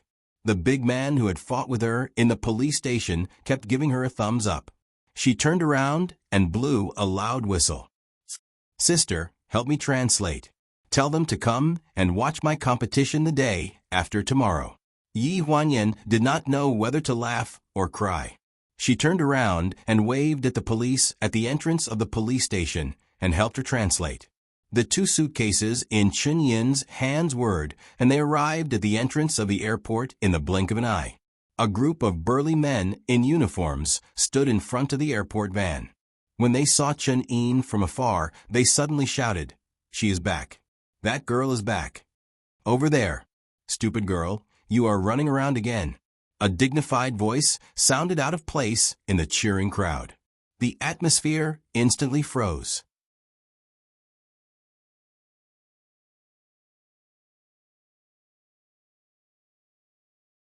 Chapter 3:31. Chun Yin had just arrived at the entrance of the airport when the head coach smacked her on the head. The head coach looked to be in his early 30s. He was still very young, but he had an imposing aura around him. "Brother, it hurts. You still no pain? You only remember not to run around when it hurts." A group of men wearing the same uniform by the side talked about how anxious the head coach was after Chun-In disappeared and how he almost called the police. Chun-In stuck out her tongue and pulled Yi Huanyan, who had been ignored, to the side, in front of her. She pointed at the head coach, who was still angry, and said, "This is my brother, Chun-Li." She then held Yi Huanyan's arm and giggled, "This is my sister Yan Yan. I am Gu Huanyan." Yi Huanyan interrupted Chun-In before she could finish her introduction. Chun-In only looked at her in confusion, but didn't say anything. When Chun-Li saw Yi Huanyan, he nodded politely as a greeting. However, the group of burly men standing behind him started to joke. "Little sister, where did you find this elder sister on the island? Let us go and find 2 of them as our partners." That's right, that's right. Remember that we are brothers." Chun-In turned her face and shouted, "This is my sister. You have to be more polite." Another wave of joking sounded. Chun-Yin's little aura couldn't suppress the burly men. She looked at Yi Huanyan apologetically and seemed to be very embarrassed. Yi Huanyan smiled and took the initiative to walk in front of the men. She said naturally and generously, "I met little Wu about 6 years ago. I haven't seen her in a few years. I heard that little Wu's family runs a martial arts school. You are all little Wu's brothers, right? Brothers, nice to meet you. My name is Gu Huanyan." At this time of the year, the island was always foggy. After 2 meters, it was almost impossible to see people's faces. When Chun-In introduced Yi Huanyan just now, Chun-Li was in the middle. The men were a long distance away from Yi Huanyan, so they couldn't see her face. They only thought of Chun-Yin's crazy sister and sister. The men thought that Yi Huanyan was that kind of person, so they started to joke around. Now that a great beauty suddenly stood in front of them, everyone was stunned. Those who came out to compete were the best of the younger generation in the martial arts school. The older ones were in their early 20s, while the younger ones were only 15 or 16 years old. When they saw a great beauty like Yi Huanyan, who had both looks and figure, several of them blushed and were too embarrassed to speak. Chun-In knew the temperament of her brothers the best. Seeing this, she laughed out loud and said disdainfully, "Why are you all so quiet? You bunch of good-looking dogs. Seeing that my sister is as beautiful as a flower, you're regretting it now, aren't you? You can't wait to swallow those hooligans' words just now and commit suicide 100 times, right?" One of the youngest youths said anxiously, "I didn't say anything. I didn't say anything just now. Sister, don't misunderstand." The tall man who took the lead to tease just now glared at the youth who spoke. "What kind of sister is she to you?" After saying this, he eagerly moved in front of Yi Huanyan, wiped his hands, and extended his hand. "Miss Gu, right? This humble one's surname is Lung, and his name is Yifeng. It's the first time we've met. My juniors didn't know any better, so allow me to apologize on their behalf." Before Yi Huanyan could speak, Chun-In sneered and said without giving him any face, "Senior brother Lung, you were the one who made the most noise just now. Do you want my sister to introduce someone to you?" Hearing this, Lung Feng glared fiercely at Chun-In, then looked at Yi Huanyan sheepishly. He couldn't retract his hand, but he couldn't extend it either. It was extremely awkward. Yi Huanyan smiled very naturally and took the initiative to shake his hand. "Senior brother Lung, right? You should be younger than me, so I'll take advantage of you. I'll call you Senior brother Lung like little Wu." With this handshake, Lung Feng was so excited that his face turned red all the way to his neck. He nodded repeatedly, and the group of juniors behind him was very envious. Chun-Yin's brother, Chun-Li, looked at the time and urged them to check in at the hotel. There was a pre-match meeting the next day, so they quickly got into the car. At first, the juniors were a little reluctant to leave. They pushed one another to ask for Yi Huanyan's contact number, but they didn't expect Chun-In to directly say, "My sister is staying in the same hotel as us." The group of people was very excited. They helped carry the suitcases and made space for the seats. They were very busy. Yi Huanyan was smiling all the way. She listened to Chun Yin complain that in the past, she had never had any juniors help her carry her suitcases when she was out for a competition. She scolded all of them. The Foggy Island Hotel was a little far from the airport, and the road was full of fog. They drove for a full 3 hours before they arrived. It was said that the martial arts competition would be held at the racetrack next to the hotel the next day. After checking in, the group of people from the martial arts school warmly invited Yi Huanyan to watch the competition. Chun Yin held Yi Huanyan's arm and stared at her brothers. "Do you guys think that you can win the championship tomorrow? Don't embarrass yourself in front of your own family when you lose. Shame on you." If it were any other day, Lung Feng would definitely take the lead to argue with Chun Yin. However, for some reason, they were all reserved and shy today. They all waved at Yi Huanyan and followed Chun Li back to their rooms to rest. Chun Ing was the only one left standing in the same spot with a face full of emotion. "Oh my God, Sister Yan Yan, you're so charming. In just a few hours, my group of shameless seniors and juniors have changed their temperaments. They're usually so arrogant. Well, I think that your juniors are quite cute. Didn't you want to listen to me talk about what happened to me in the past few years? Come on, let's go to my room." Yi Huanyan pulled her suitcase and waved the room card in her hand. Chun Ing nodded. She had only taken 2 steps when she suddenly stopped. She stared in the direction of the check-in counter without blinking. "Sister, wait for me. I saw an acquaintance." With that, she ran towards the counter.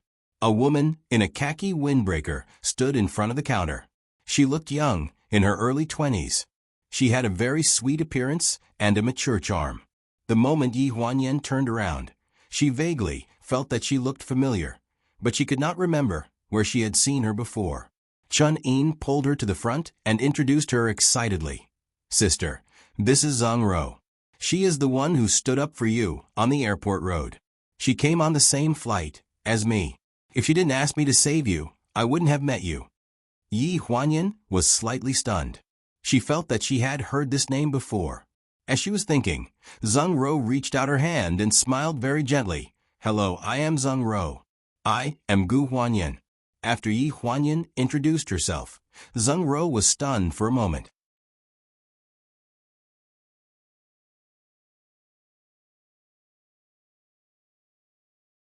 Chapter 332.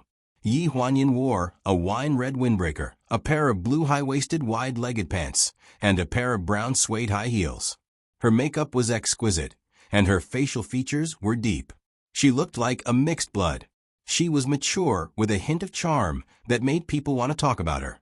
This flirtatious appearance was completely different from the style of the person with the same name as her in his impression. Zhang Ro's heart suddenly returned to its original position. Yi Huanyan thought about the incident at the police station and felt a little apologetic. "I should have waited for you at the police station, but Xiao Wu was in a hurry to leave. My mind was in a mess, and I forgot about you. I only remembered you when we were almost at the hotel.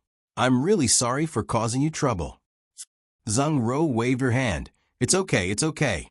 But it's really a coincidence that you're staying in the same hotel as us." Yi Huanyan smiled. "How about this? I'll take you out for a meal as an apology." Hearing this, Zhang Ro's eyes flashed with a trace of disappointment. "I might not be able to stay in this hotel." Chun Yin's eyes also dimmed. "What's wrong?" Chun Yin sighed. "Just now, Xiao Ro was checking in at the counter, but the counter said that all the rooms were full, so she couldn't stay." "How could that be? How could they say that they couldn't stay when they booked in advance? I'll go and reason with them." Yi Huanyan frowned and was about to pull her luggage to the counter. Zhang Ro hurriedly stopped her. "Don't go, it's my problem." Yi Huanyan was slightly stunned and turned her head in confusion. After explaining for a while, he found out that Zhang Ro came in a hurry and did not book a hotel in advance. He thought that the Misty Island Hotel had the most rooms on the island, so there should be some vacant rooms. He did not expect that the next day would be the joint martial arts competition between Northern Europe and China, so the whole hotel was full of people from various martial arts schools. I do want Sister Xiao Ro to stay with me, but our dojo is a suite. There are too many big and burly men in there, and they are too reserved when they see women. If we don't hold a meeting in these 2 days and affect the competition, my brother will definitely not agree. Chen-Yin sighed helplessly. What's so difficult about that? Just stay with me. Yi Huanyan smiled at Zheng Ro. I'm also staying in a suite, but there's only one bedroom. If you don't mind, you can squeeze with me. I'll ask the hotel to add another bed for the bedroom. Really? Zheng Ro's eyes lit up. That's great. She was already in a bad mood, and when the hotel had no rooms, she was in a terrible mood. She did not expect to see a light at the end of the tunnel. In the hotel suite, Yi Huanyan put down her luggage and changed into slippers. She asked the 2 people behind her to sit as they pleased.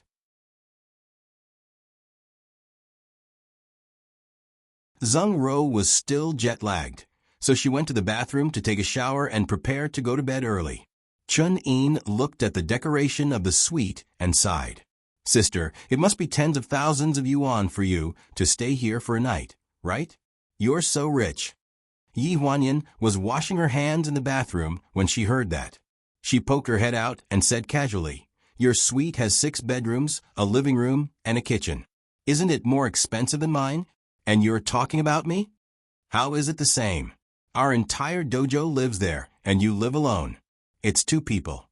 Yi Huanyan corrected her while wiping her hands. Chen-Yin raised her eyebrows and ran to the sofa next to Yi Huanyan and sat down. Didn't you live alone before Xiao Ro came?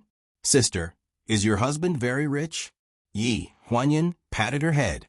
Can't I be very rich? I'm a screenwriter, and now I have my own company to make money. Oh, right, you don't know yet, right? I'm preparing to design a costume for a movie, and I've handed it to Big Sister's company. Big Sister? Chen-Yin jumped up from the sofa. Before I went abroad, I went to Big Sister's company to help her recruit bodyguards. Why didn't she tell me about this? She didn't tell me that she saw you? Don't be so agitated. Can you listen to me first? Yi Huanyan pulled her down from the sofa and said seriously, with my current appearance, other than you, no one else can recognize me. Besides, Big Sister hasn't seen me before. My assistant is the one who talks about the cooperation. Chen-Yin came back to her senses and slapped her thigh. All right, Big Sister, what happened to your face? You don't have to do so much plastic surgery. You look completely different from before. Did you do plastic surgery to change your voice too? At this moment, Yi Huanyan really doubted Chen-Yin's intelligence. No wonder she swore to start a career, but after being released from prison, she immediately went home to train and participate in the martial arts competition. She had no choice but to take out her tablet and search for the news of a car accident from 5 years ago. She handed it to Chen-Yin. Don't you usually watch the news? Yi Huanyan briefly talked about the car accident 5 years ago and the burns after falling off a cliff. That's why I haven't been hiding from you guys for the past 5 years. I've been undergoing rehabilitation.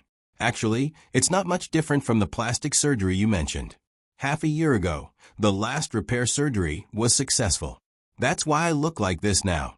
Chen-Yin was stunned and stared at the news in a daze. Then she looked at Yi Huanyan's face, which was completely different from before. Her tone was so relaxed that it made people think of her experience and feel sad. You, before she could say anything, Chen-Yin suddenly choked up. I always thought you emigrated abroad. Third sister lied to me. 5 years ago, when she was released from prison, the first person she saw after being released from prison was Gu Fengfeng, then Su Hong, and then her elder sister, Zhuang Suqiu.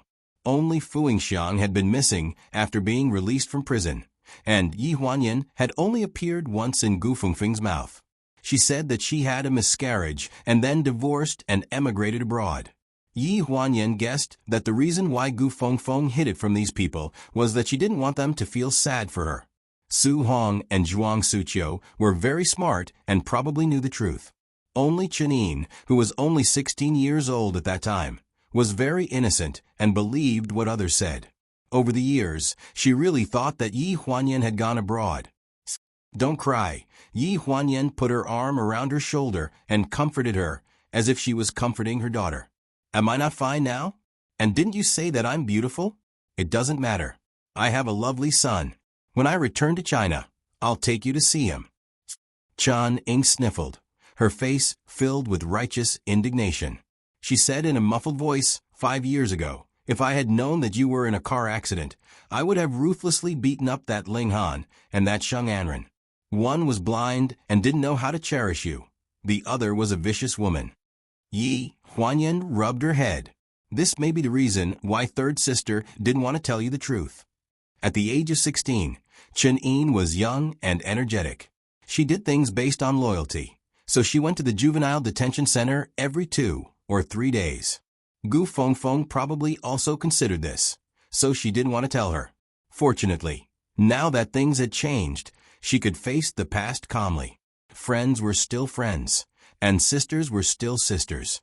The only thing to do was to make sure that her lover could return to the position of her lover again.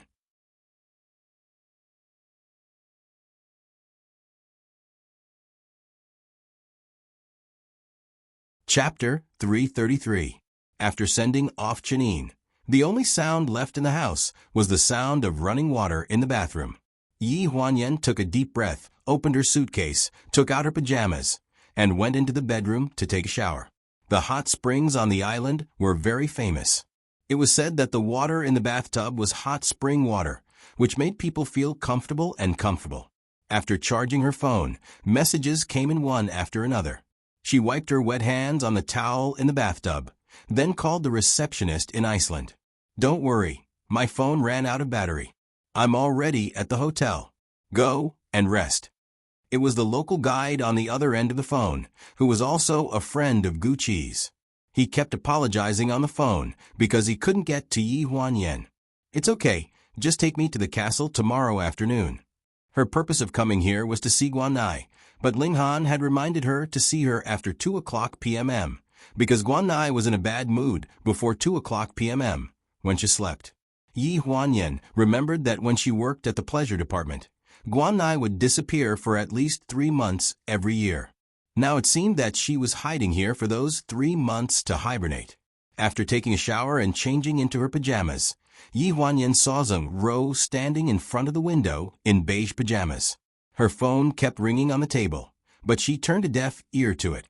She looked very lonely. She came here alone without booking a hotel in advance, and she didn't even check the weather here before coming here with a big suitcase. Yi Huanyan guessed that she might be angry with her family. Why didn't you pick up the phone? Yi Huanyan asked. The figure in front of the window stiffened slightly, then turned around and apologized. Did I disturb you? I'll just turn off my phone. Yi Huanyan didn't say anything. She stood in front of the wine cabinet and picked up a bottle of red wine, then picked up 2 wine glasses and asked, Do you want a drink? Zheng Ro was busy turning off her phone. She was slightly stunned when she heard this. She looked up at Yi Huanyan and nodded hesitantly. The two of them sat on the bay window and drank a cup of wine. Zheng Ro's face was flushed red, and she was faintly drunk. My husband has another woman in his heart. Yi Huanyan's heart skipped a beat. Are you sure? Did your husband cheat on you? He didn't cheat. That woman has passed away. Zheng Ro looked sad. But because she passed away, no matter how hard I tried, I couldn't catch up to that woman. It was as if the things that were lost would become more important. Hearing this, Yi Huanyan's expression also darkened. She raised her head and drank a mouthful of wine. Then we really are in the same boat. It was also her husband who treated her coldly because of a woman who had passed away many years ago. They were both people who had fallen from grace. Zheng Ro couldn't hold her liquor. After 3 rounds of drinking, she was already drunk. She collapsed on the bay window and held Yi Huanyan's hand, calling him hubby. Yi Huanyan also drank a lot. After reluctantly putting her to bed, he leaned on the bay window and looked at the fog outside. Zheng Ro felt for her phone and answered the call. She cried and complained to the other party about how she had suffered all these years. Yi Huanyin felt bad when he heard this. It was as if he was reminded of himself 5 years ago, when the bottle of red wine in front of him was empty and the glasses were all over the place. It was gradually dawn outside.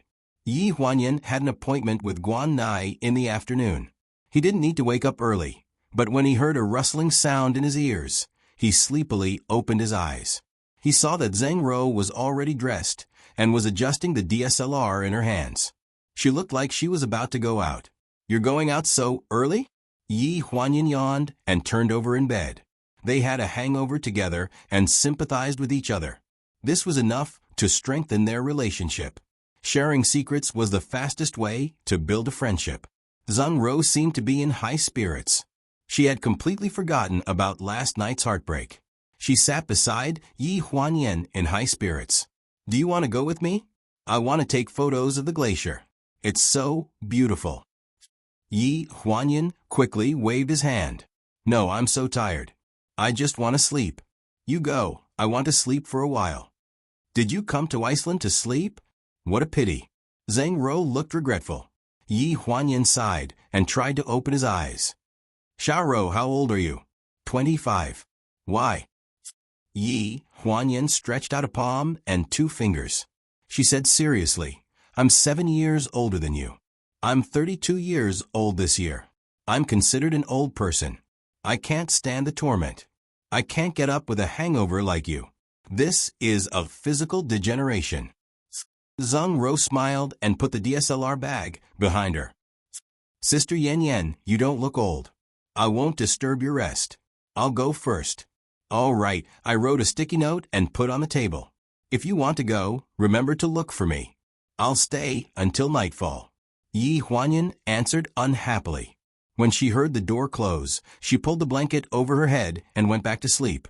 At 2 o'clock in the afternoon, the local guide was waiting for Yi Huanyin downstairs. The ancient castle where Guan Nai stayed was left here in the last century. It was heavily guarded. The two of them tried to communicate with the bearded guard at the entrance for a long time, but the guard refused to let them in, let alone let them in. "Are we not allowed to enter this place?" Yi Huanyin was a little disheartened. The guide was a young woman. At this moment, she was frowning. Her innocent little face was red as she said embarrassedly, "It wasn't like this when I came here 2 days ago. At most, it was 3 days ago. People were suddenly transferred here. I don't think we can go in today. Do you want me to ask about the situation and then inform you?" Yi Huanyin sighed. "That's the only way. Sorry to trouble you. The scenery on the island is pretty good. Where do you want to go, President Gu? I'll take you there." Speaking of this, Yi Huanyin took out a piece of paper from her pocket. "Is this place far from here?" "It's a polar glacier." The guide smiled. "It's not far. I'll take you there. There should be a lot of tourists taking photos there. But it's almost the off-season, so it should be okay. The scenery there is really good." When they arrived at the destination, Yi Huanyin couldn't help but shiver. The temperature difference between different places on the island was a little big. She was only wearing a thin sweater. When she got out of the car, a gust of cold wind hit her in the face, making her shiver. The guide handed her a coat. "Wear my coat first. The temperature is dropping these 2 days. It's better to wear a thick coat when you go out. The temperature difference on the island is huge." Yi Huanyin thanked him and put on the coat. She felt a little warmer. "Do you need me to wait for you here?" "No need." Yi Huanyin waved her hand. "My friend is here. I'll meet her. You can go about your business." After saying goodbye to the guide, Yi Huanyin walked along the glacier shore to look for Zheng Ro. From afar, she saw an orange-yellow figure. She was wearing a down jacket and snow boots. She was looking for an angle on the glacier. The bright orange color was particularly eye-catching in the white and blue sky. Yi Huanyin vaguely felt that she had seen this girl somewhere before. Orange top, checkered short skirt. Suddenly, a thread connected in her mind. A sweet voice came out. "Sister Yan Yan, I think you are the best match for our brother Hua."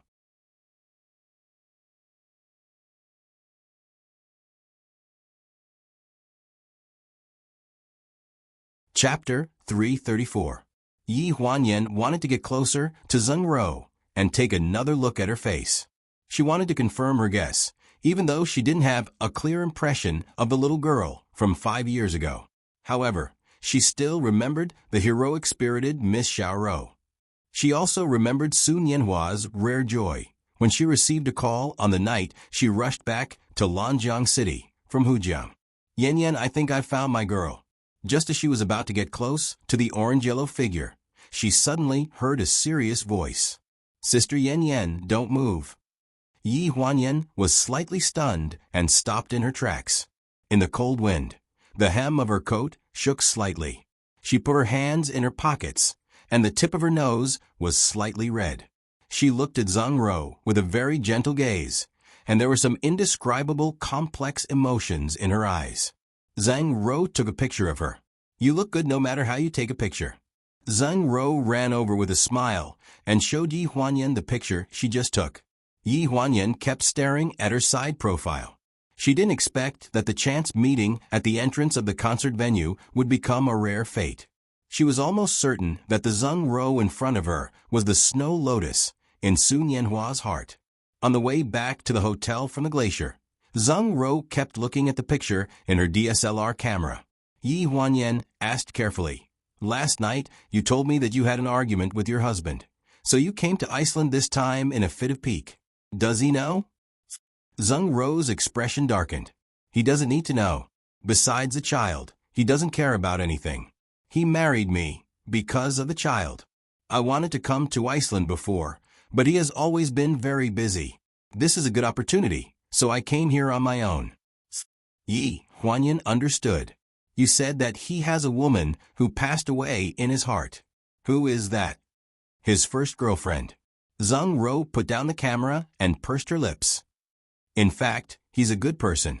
I wanted to matchmake them, but sometimes life is full of surprises. In the end, I married him, but she will never be able to get out of his heart. After returning to the hotel, Yi Huanyan ordered food to be delivered. The two of them ate in the suite's living room and chatted a lot. Zheng Ro felt that Su Nianhua only saw her as a substitute, and that their 5-year marriage was a name only. And Yi Huanyan felt that there was a misunderstanding between the two. Actually, maybe you can try to believe that your husband really loves you. His first girlfriend was so many years ago. He has already let go of what he should have let go of. That's impossible. Zheng Ro waved her hand. You don't know how much romance he had with his first girlfriend. When it comes to me, all that's left is the daily necessities. Although I say that I don't care, I still feel bad when I compare them. Have you told him these things? Zheng Ro shook her head. Yi Huanyan sighed. You eat first. I'm going to the bathroom. This misunderstanding was too deep.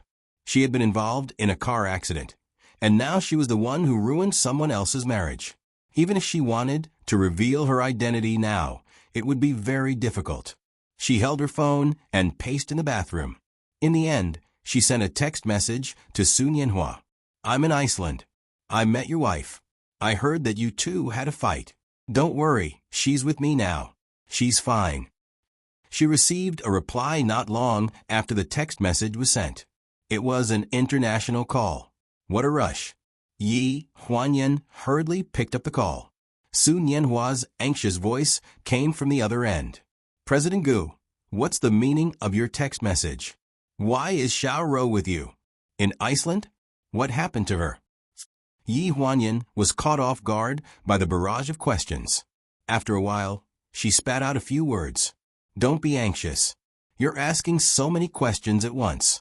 Which one should I answer first? There was a few seconds of silence on the other end.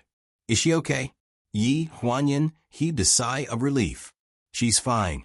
She was in a bad mood yesterday and drank a little. She should be talking to you, right?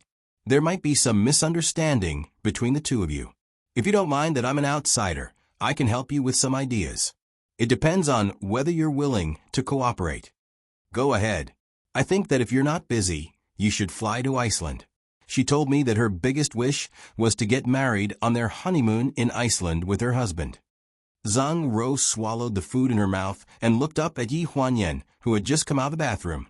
She asked in confusion, "Why were you gone for so long? I heard you talking in the bathroom." Yi Huanyan felt a little guilty. She avoided her gaze and said vaguely, "I just received a call. It's about the company." Just as she was explaining, the doorbell rang loudly. Zhang Ro ran to open the door. As soon as she opened the door, she heard Chun Yin's noisy voice. She said that she had knocked on the door several times in the afternoon, but there was no answer. "Did you guys sneak out to have fun without me?" Seeing Chun Yin sitting at the dining table in a fit of pique, Yi Huanyan hurriedly picked up a fried drumstick for her. "Didn't you have to prepare for the competition? If I had called you, your brother wouldn't have let you go." "I don't care. You guys went out to have fun behind my back." Chun Yin took a bite of the drumstick and accused the two people in front of her. Yi Huanyan and Zhang Ro exchanged a look. Both of them looked helpless. "The drumstick is an apology, okay?" Zhang Ro smiled and tried to smooth things over. Chun Yin swallowed the drumstick and threw the chicken bone on the table. She burped and said seriously, "You think you can bribe me with a drumstick? No way. You're asking for it." Zhang Ro and Yi Huanyan looked at each other. The two of them reached out and tickled Chun Yin's armpits at the same time. She laughed until she couldn't breathe and collapsed on the sofa. "I surrender, I surrender." Chun Yin raised her hands and looked defeated. Seeing that Yi Huanyan and Zhang Ro had stopped, she coughed and sat back down on the sofa. "I can forgive you, but you have to promise me something first." "What is it?" Yi Huanyan glanced at her. "You have to promise me first." "No," Zhang Ro interrupted. "What if you want us to rob a bank tomorrow?" On the plane, Zhang Ro had listened to Miss Chen's glorious deeds from her seniors and juniors. She had been in the juvenile detention center since she was 13 years old and had committed many crimes. "Why do I need you to rob a bank? I don't need money." Chun Yin jumped up from the sofa with her hands on her hips. "I'm competing tomorrow. Are you coming?" Zhang Ro looked at Yi Huanyan hesitantly. "I'm fine with it, but Yan Yan is here for work. Tomorrow is my retirement match." Chun Yin looked at Yi Huanyan pleadingly. "Sis, you haven't seen me compete seriously, right?" International competitions had always been a case of the new generation overtaking the old, and the old would die on the beach. Chun Yin was talented. She had been practicing martial arts since she was young, so she was able to pick up things that she had lost for 3 years at the age of 16. It was not easy for her to fight until she was in her early 20s. There were still a bunch of 15 and 16-year-old youths waiting to compete. Therefore, this retirement match was not nonsense.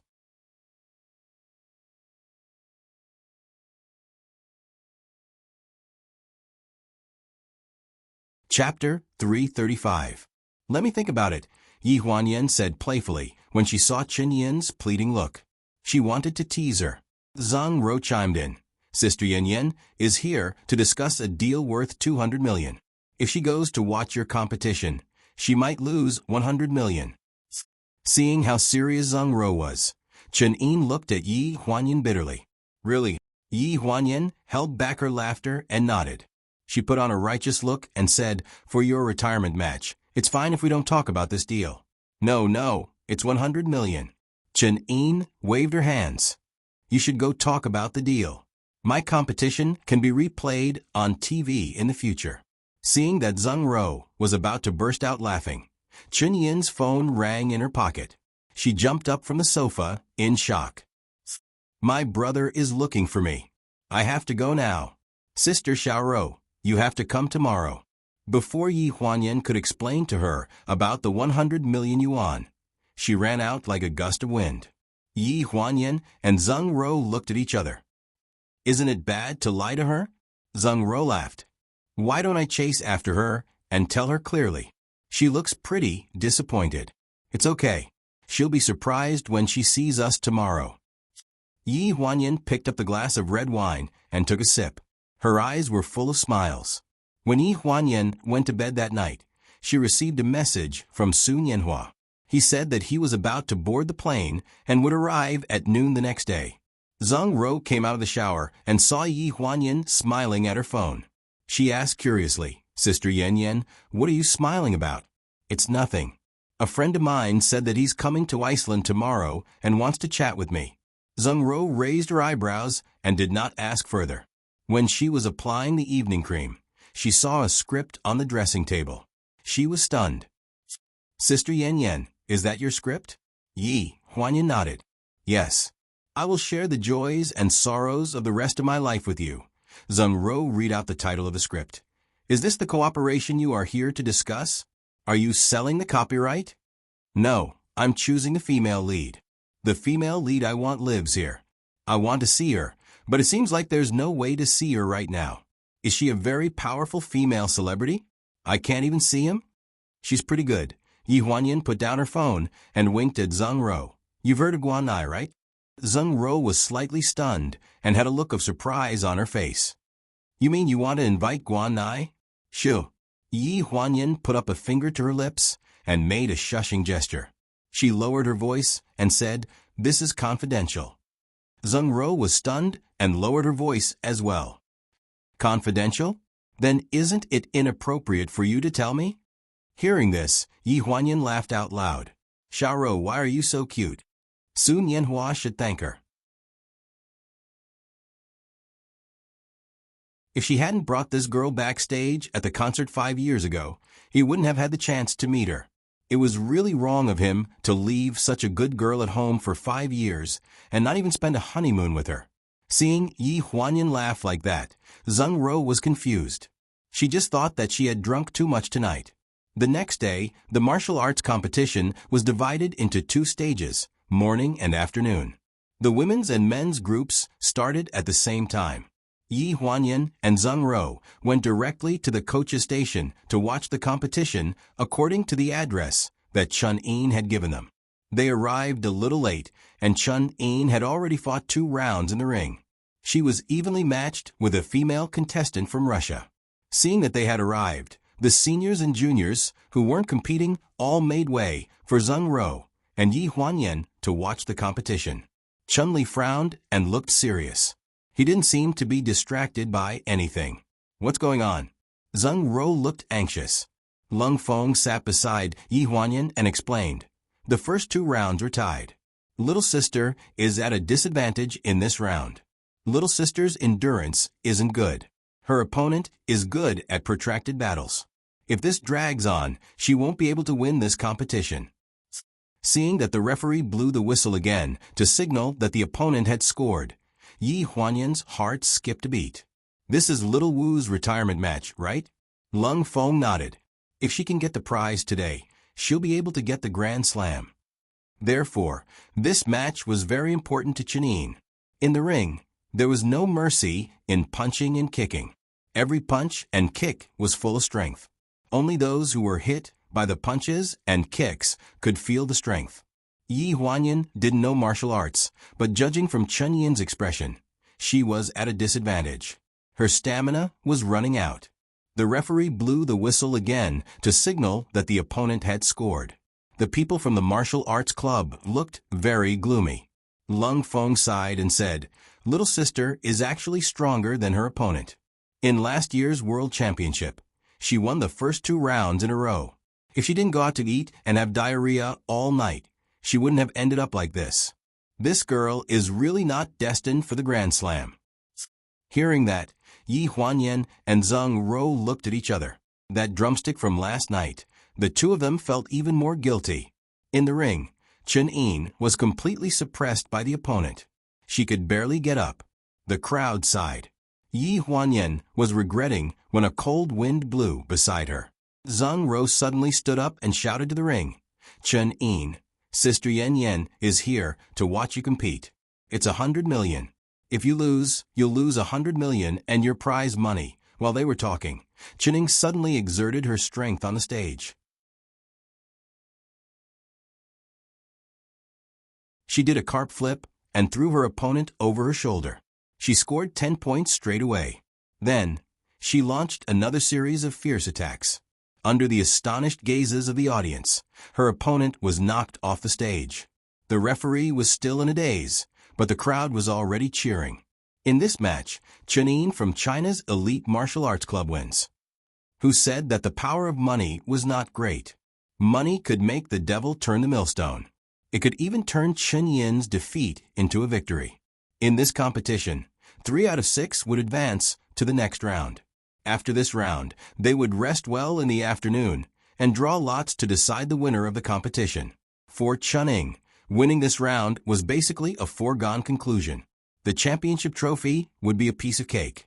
However, even she didn't expect that this match would actually be won by relying on a joke.